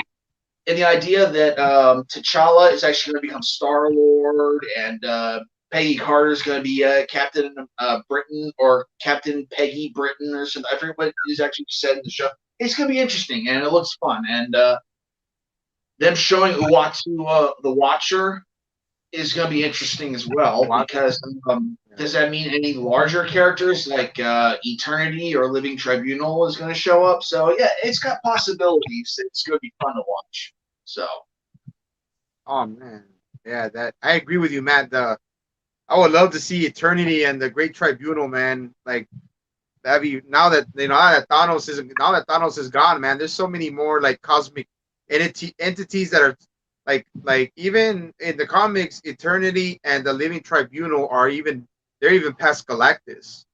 oh yeah, Yeah. Like they're even yeah, past Galactus, man. So yeah, so they're like yeah. Go ahead. yeah. They dwarf Galactus' power. Yeah, there's cosmic beings and there's like ultra cosmic beings like Living Tribunal. Yeah. And you know the yeah, funny thing is, I don't know if you realize, All right, film they fanatic. kind of dropped Eternity. I mean, I ain't gonna say drop, but if you watch Guardians of the Galaxy Volume 2, that name is dropped when Ego kind of opens up Star-Lord's powers a little bit more, and he actually says eternity because his eyes kind of starry-eyed like.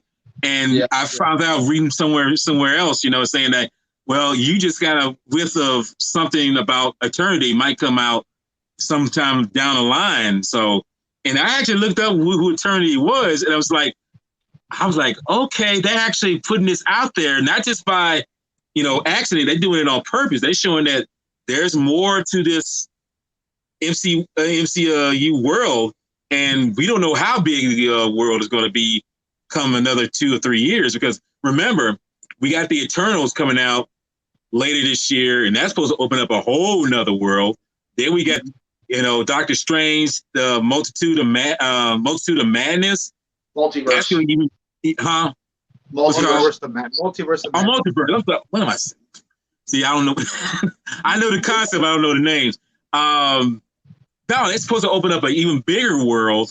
So it's no telling where that character Eternity, or even if they say the other one comes in and it's going to play on, because let's face it, I mean, we've already seen, I've seen Loki, and I won't tell you too much. I won't give you too much spoilers away. You already mentioned about the Loki, the alligator Loki.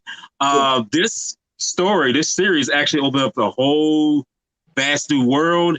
And I'm telling you, when you guys do watch that show, dude, and like I say, I'm be honest with you, I'm not a big Loki fan either. But watching this show, it's like this opens up a whole nother territory that I didn't know existed. And knowing that it's going to lead to a lot of the movies coming out later on next year and the year after that, it's gonna be mind blowing. So any of these sub characters that we see that are really like the Watcher or like I see Eternity, who have vast power, it's gonna open up a door that we just didn't realize was there. Or I'll say like this: I didn't know it was there, but it's gonna hit home quick. So I'm just that's what that is. I was gonna say also, what I would love to see, not only what in What If, but if they can make it into the MCU eventually, that would be Marvel's Annihilation. I don't know if you guys have seen Marvel's Annihilation. I think I've heard that. What is Annihilation? Marvel's Annihilation. It's another cosmic. It's cosmic. It's a cosmic adventure with Nova, the Silver Surfer, Galactus, the Heralds of Galactus, and the Annihilation Wave, and the main enemy and the antagonist is called Annihilus. Oh, he's the green bat cosmic being pretty much. He's like wearing a suit of armor. He has big bat wings, but like purple wings, but like green armor. Yeah, okay, I know what you're talking about. They kept on. Yeah. Someone said that there was a leak for Endgame, and they were saying that he was supposed to show up and replace Thanos at the last minute. He was going to be the villain. Like, why would they waste him on that? He's got his own thing. So that would be an awesome character. Yeah, that and the Negative Zone, and to bring in the Negative Zone. Mm-hmm.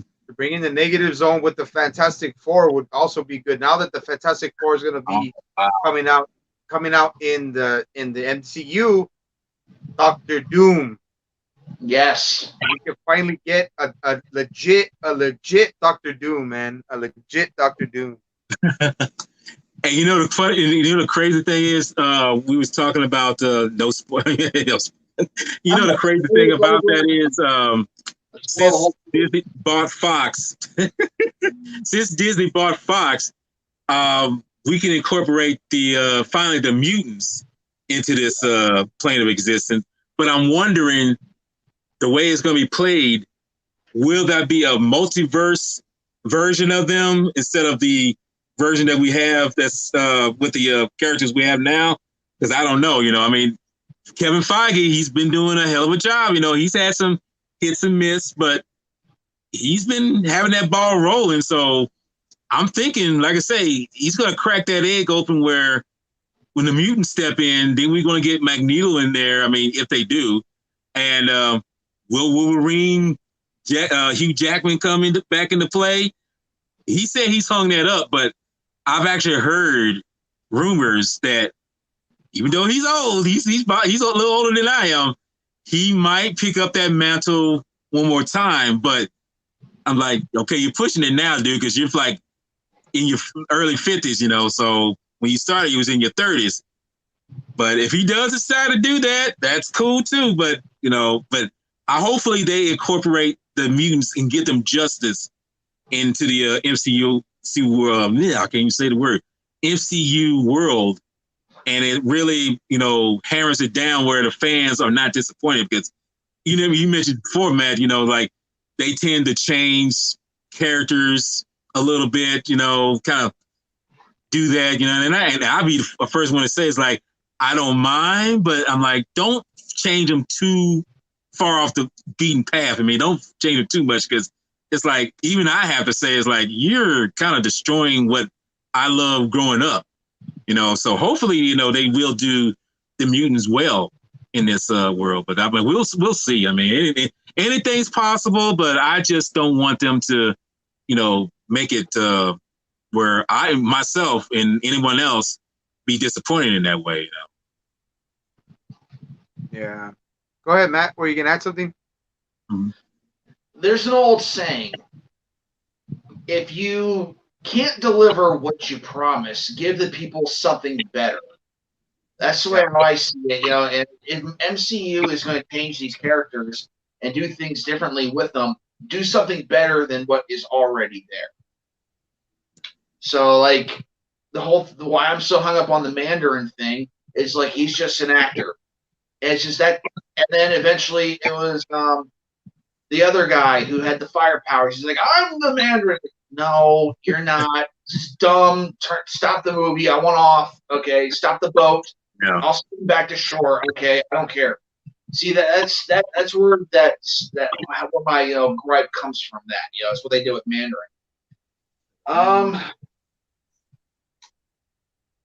It's gonna be fun. This future that's going through. I'm just curious about several characters.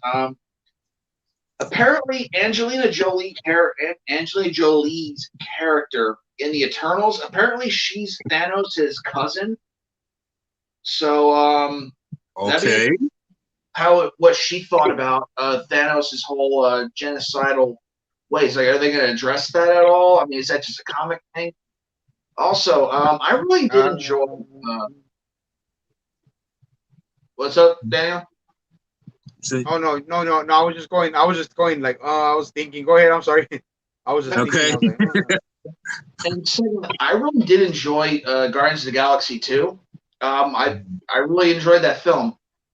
They left a huge thread open that I don't think they know what they're going to do with. What's with Adam Warlock? I mean, they said that they the perfect being, and I should call him Adam. That's Adam Warlock.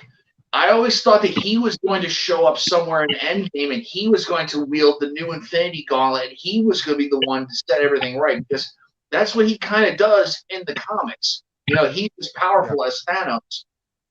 I mean, in the original story, Infinity War, Living Tribunal turned off all the Infinity Stones, so they couldn't really do anything with those. So that's why when he was trying to do the snap to fix everything, it didn't work.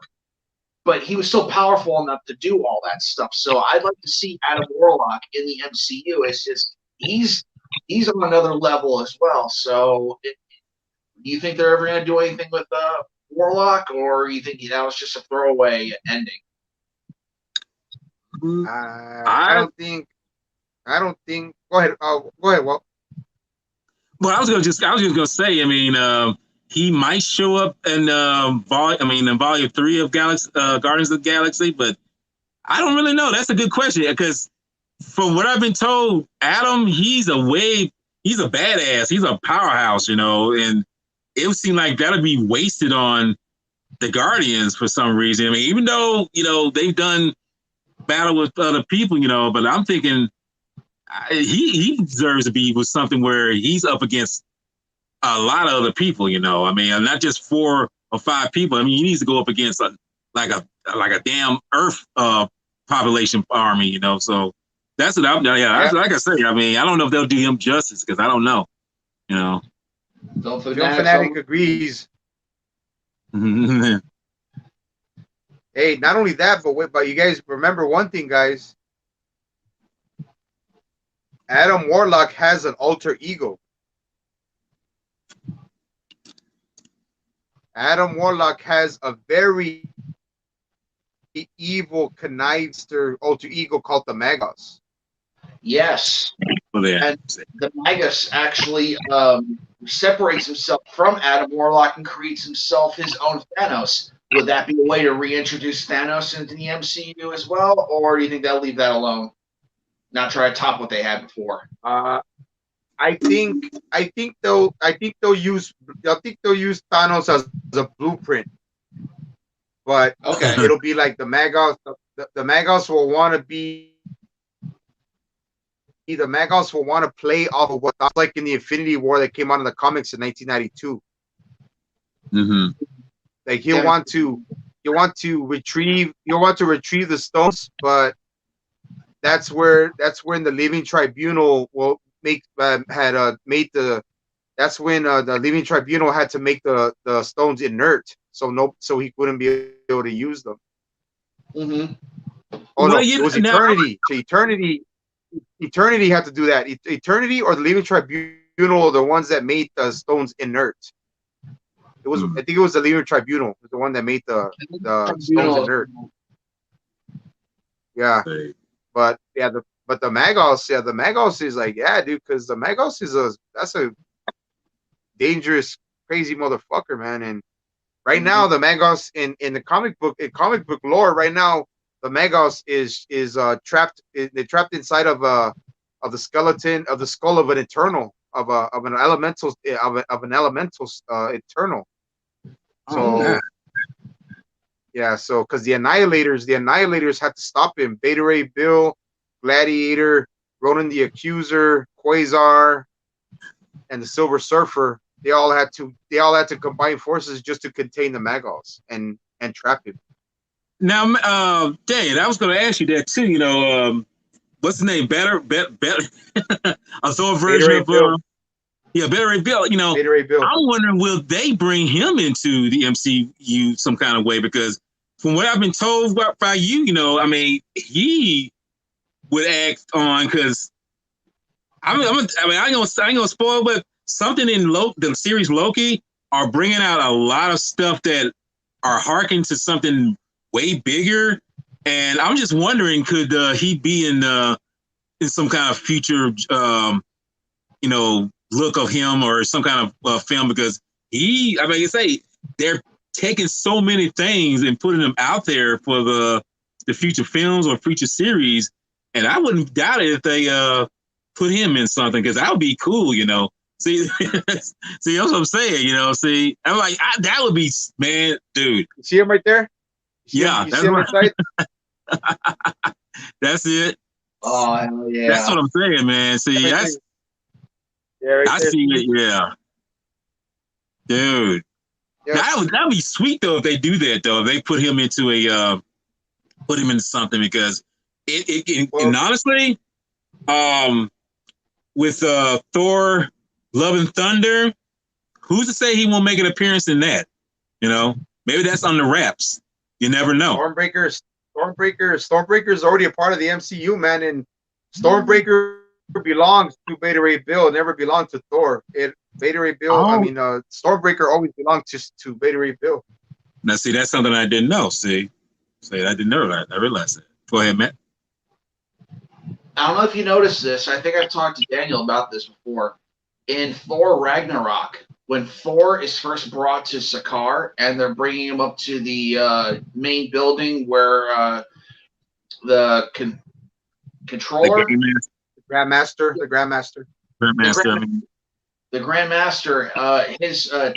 his tower, you actually see outside. They're actually building heads of the former champions. Yeah. One of them was Beast from the Hulk series, and the other one was Beta Ray Bill. So he's out there. He's got to be out there, and I think that it's perfect timing to bring. If they want to do a new Thor, it has multiple Thors. They could have Beta Ray Bill. Beta Ray Bill is awesome. I agree. Bring him in. Let him do his thing. Let him have his own Stormbreaker. He doesn't need the axe. He has his own hammer, and with the axe handle on it as well. He's already an awesome character. Bring him in. That'd be like perfection. Yeah. And see, the funny thing is, when Daniel brought that to my attention about him, I was like, I've never heard of this character, but when I did my research about him, I was just like, wow, this dude is really well known. He's really out there. And like I say, what you mentioned, Matt, that his kind of his statue or face is on that building. It's like, well, they were already planting the seed then. I mean, that shows right there he's going to arrive some kind of way later on. But I mean, actually, it got me worked up because I want to see that. I actually want to see that kind of come to fruition. To tell you the truth. You want to see something awesome there, Jedi Granville? Since you have Disney Plus, there's this show. I was talking to Daniel about this earlier. He's got these all on DVD, but this on Disney Plus. Avengers: Earth's Mightiest Heroes. Mm-hmm. It was a cartoon from back in the mid 2000s, like before the 2010s. Awesome show that follows the comics very closely. In season 2, one of the first few episodes is called Enter Beta Ray Bill. It actually shows his background. It actually shows his backstory and all that stuff. It shows him get his powers. It's perfect if you haven't seen it, for yourself. Season 2, Avengers: Earth's Mightiest Heroes. It's awesome, and yeah. I'm gonna check that out. I'm gonna check that out. It's great, man. I mean, man. Like Beta, I mean, like I've been a fan of Beta Ray Bill since forever, man. And like, I not only would they bring him in, man, but if you guys, I'm pretty sure Matt, have you've been following the latest Beta Ray Bill comic releases, right? No, I haven't. They closed all the comic book shops around me. I'm waiting for everything to come out in graphic novel form, so I'm a little behind.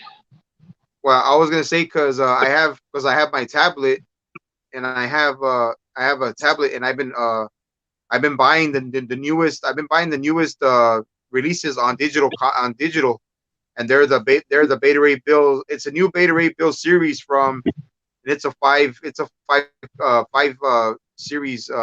issue series, and I'm not gonna spoil them because I don't know if you'll see it, but I don't know. Yeah, I don't know if you found out. You never found out what happened. Have you ever read?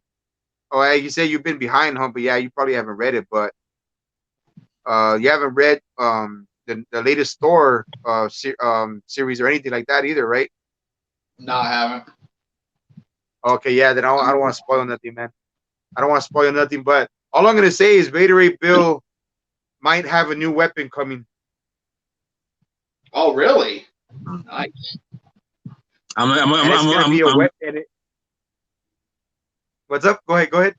I was agreeing with the film fanatic. I'm sorry. I was when he said don't make a better Ray Bill be a throwaway character because I don't want to have to. I don't want that to happen. I don't know the character that well, but I don't want him to be a throwaway character. If they do that, it's like, dude, y'all robbing us now. I'll disown the MCU if they do that to my I'm fucking saying, yeah. I'll throw all their shit away. Yeah. So, well, another awesome thing with Beta Ray Bill. Have you seen the film Planet Hulk? The what now? Oh yeah. It's an animated movie. I haven't seen that one. I think it's on Netflix. If not, try Disney Plus. In the comics, they actually enslave the Silver Surfer and made him the champion of Sakaar. And Hulk had to defeat him to get his freedom. Mm-hmm. In the animated film, they made Beta Ray Bill the champion of Sakaar. And if you thought Thor was powerful, yeah, you haven't seen nothing yet. You see what Beta Ray Bill does to just random people. It's awesome. Because isn't he? I was gonna say, isn't Beta Ray a little bit more powerful than Thor a little bit in a way? I don't know if he's more powerful, but it seems like he has a stronger hold with the Odin Force that allows him to control his powers. It feels like it's more concentrated, but Thor has surpassed him in the comic. When you got Rune King Thor, you have Odin Force Thor, you have those, but at the beginning, when he gets his powers, when he gets the hammer Stormbreaker, he seems to do things more impressively than Thor does. Oh wow! Yeah. He can manipulate lightning because Beta Ray Bill does have a cybernetic body. So okay. He can channel like the power of electricity, like lightning and stuff like that, and his durability, Beta Ray's durability is a little stronger than Thor's. Okay. But he's still cybernetic though, right? He's not all cybernetic. He's cybernetic and flesh put together. Okay. Cybernetic organism. Yeah. He's his own entity that has a life force. He has a soul. He has a soul and a life force. It's just that it's complicated. Yeah. It's complicated, and that's why Beta Ray Bill could do so much other things that Thor can't. But I mean, there's things that Thor can do that Beta Ray Bill can't do, and there's things that Beta Ray Bill can do that Thor cannot do. So it's that's why. Yeah, I know. Y'all get me amped up hearing this, because I'm just thinking because like I said, when you first introduced me to him, I was like, okay, that's something. But now it's like this. Yeah, I mean, my mouth's getting watered for this, because I want to see this. I want to see this come to life, And in live action, like I said, that's something. See the new weapon. I will say this. This is the only spoiler because the last number 5 issue number 5 comes out on the 28th of this month for the latest series coming out, Matt, and I'm gonna tell you this. I'm just gonna tell you this spoiler, man. Beta Ray Bill's new weapon might be Twilight.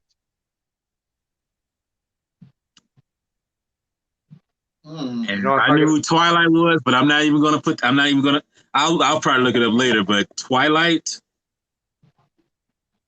is it badass? I'll just ask that.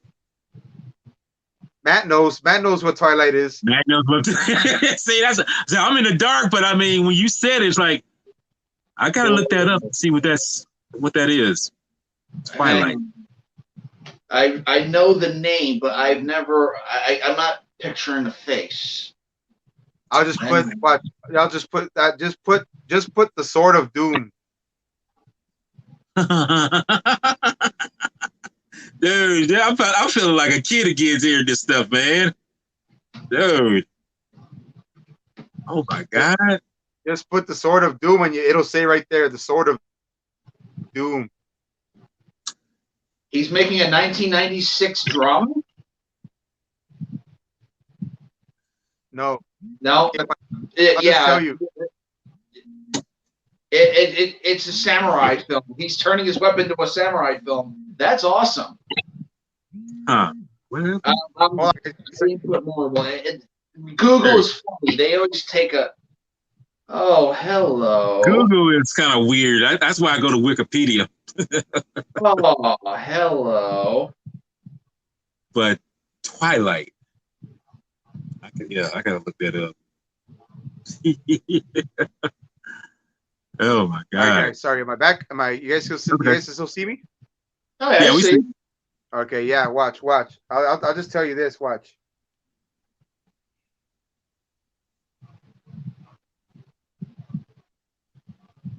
Twilight is the sword of Surtur. Yeah, I'm seeing that right now. Oh, okay.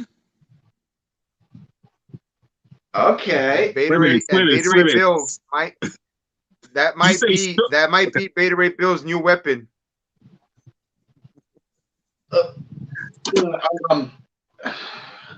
Did they find it at a point when it wasn't the size of a mountain? Yeah. Okay. You do realize that weapon can destroy planets with one swing, right? Yep. Okay, I'm on board. Okay, I'm on board. I like it. And Twilight was forged by the souls and spirits of Beta Ray Bill's people when Surtur destroyed the burning galaxy, the Corbinites. Oh, okay, that's deep. Dude. Yeah. Dude, I'm trying to figure out how they put so much, stuff into just the sword itself and who it comes from. I'm just like, whoa, dude. See, that's why the comics are wonderful.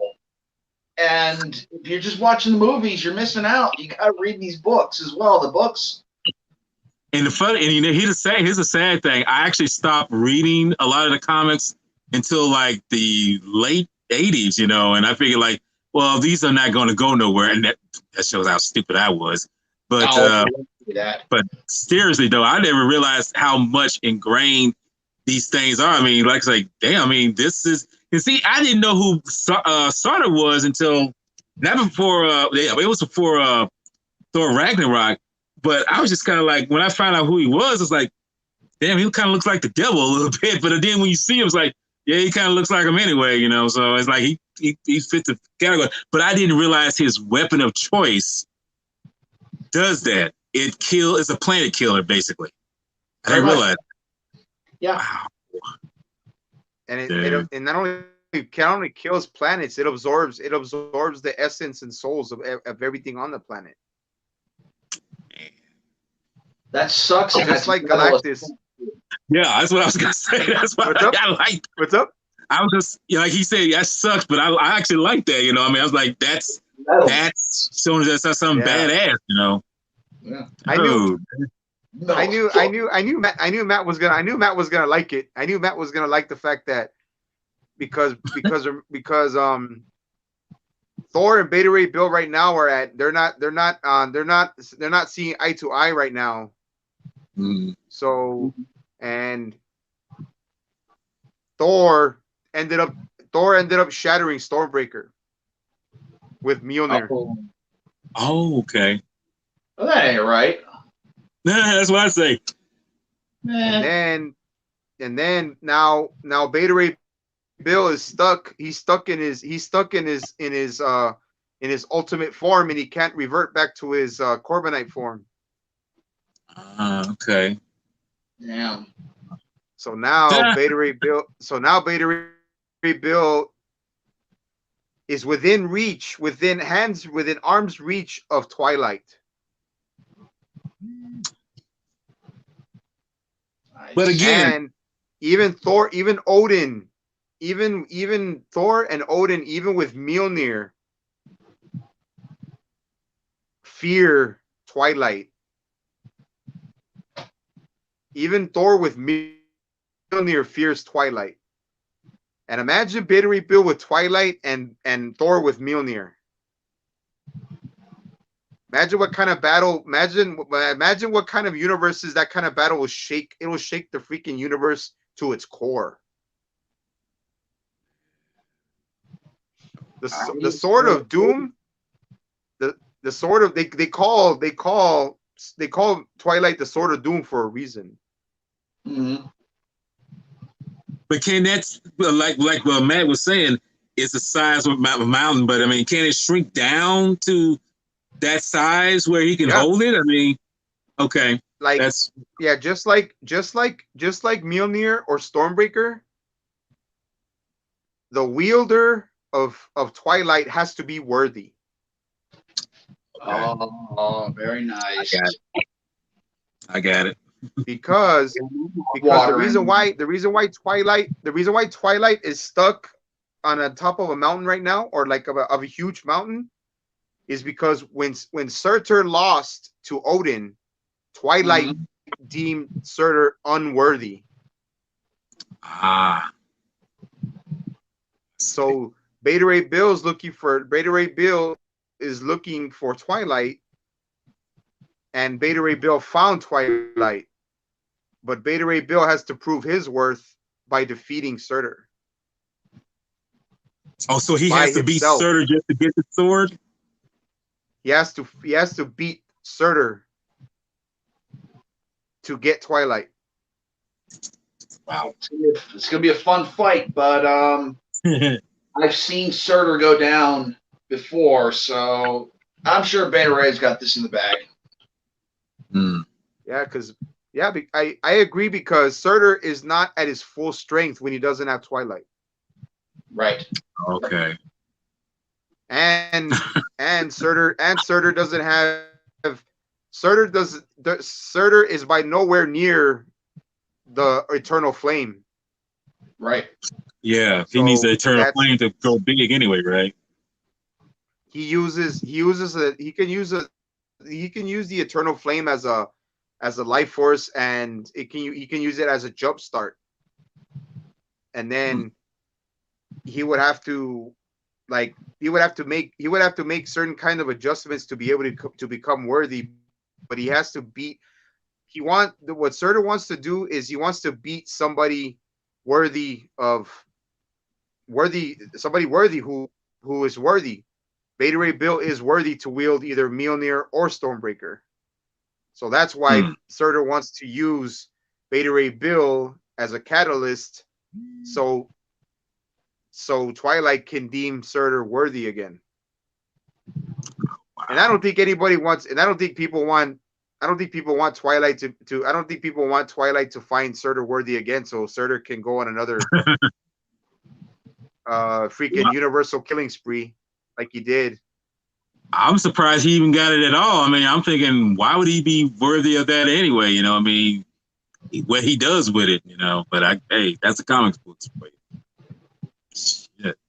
I'm excited, man. I mean, I would tell Matt, like, Matt, if you have a tablet or you get on your laptop a lot, because I have Kindle, because I have a Kindle Fire. So when a Kindle Fire comes in, I can digitally download these books to my Fire, and the most is about $3.99 per issue.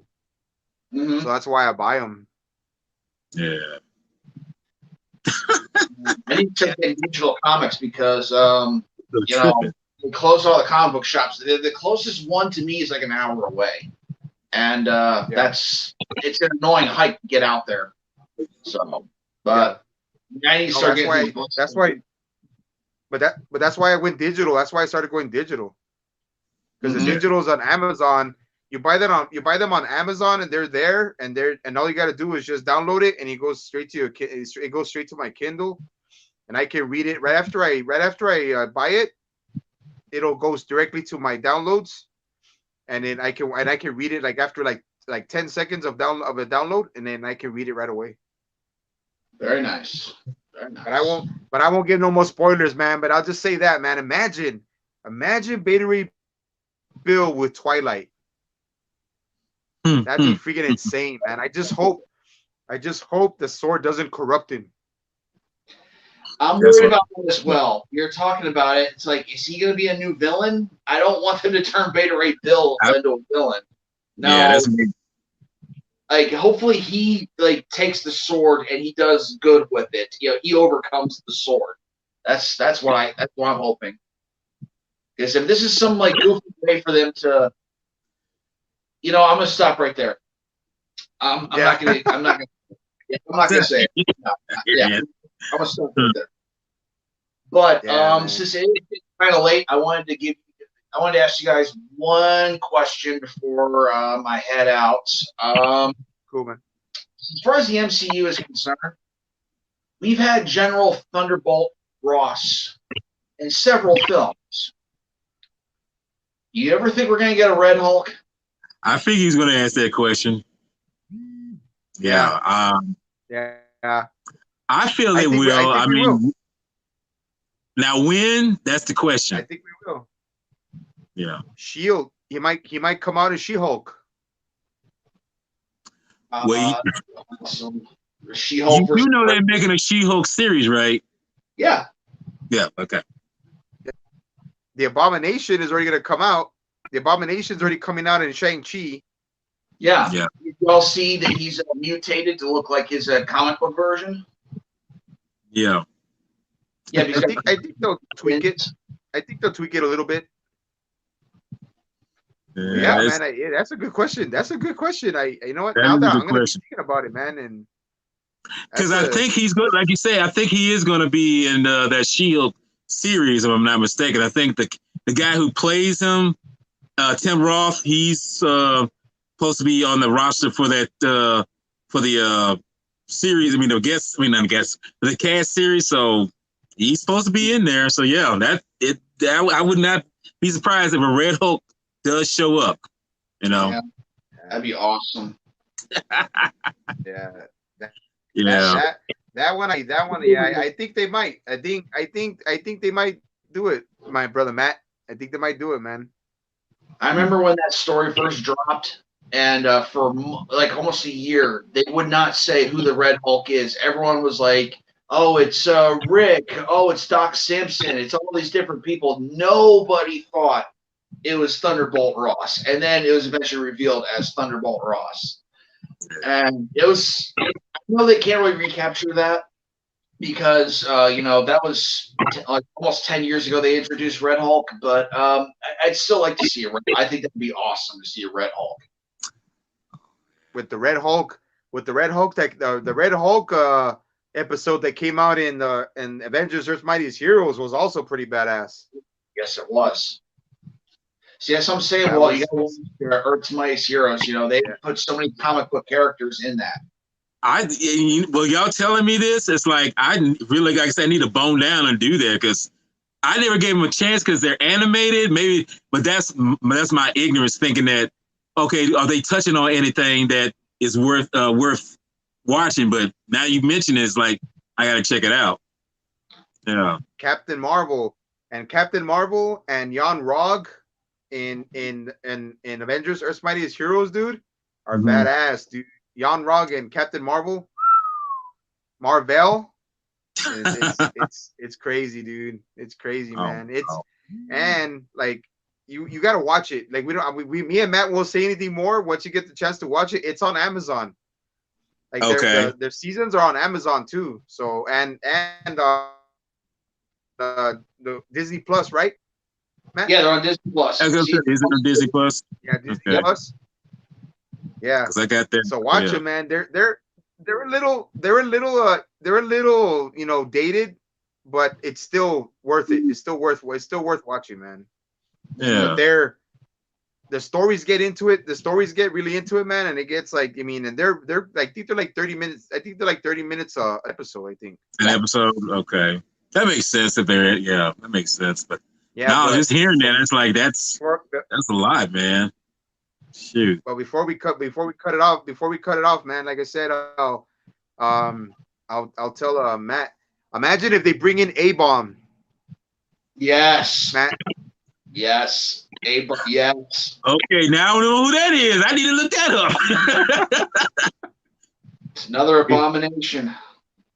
Oh wow. Another abomination, but an abomination Okay. that's 10 times, that's 5 times stronger than the original abomination.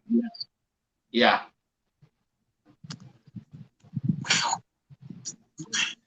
I just got okay. I was just Yeah, well, There you all go. right, guys. Well, we'll cut it off now because I'm getting tired too, man. And I know we're all tired, and Hey, but we I had would like to fun though. thank I you have to say. guys.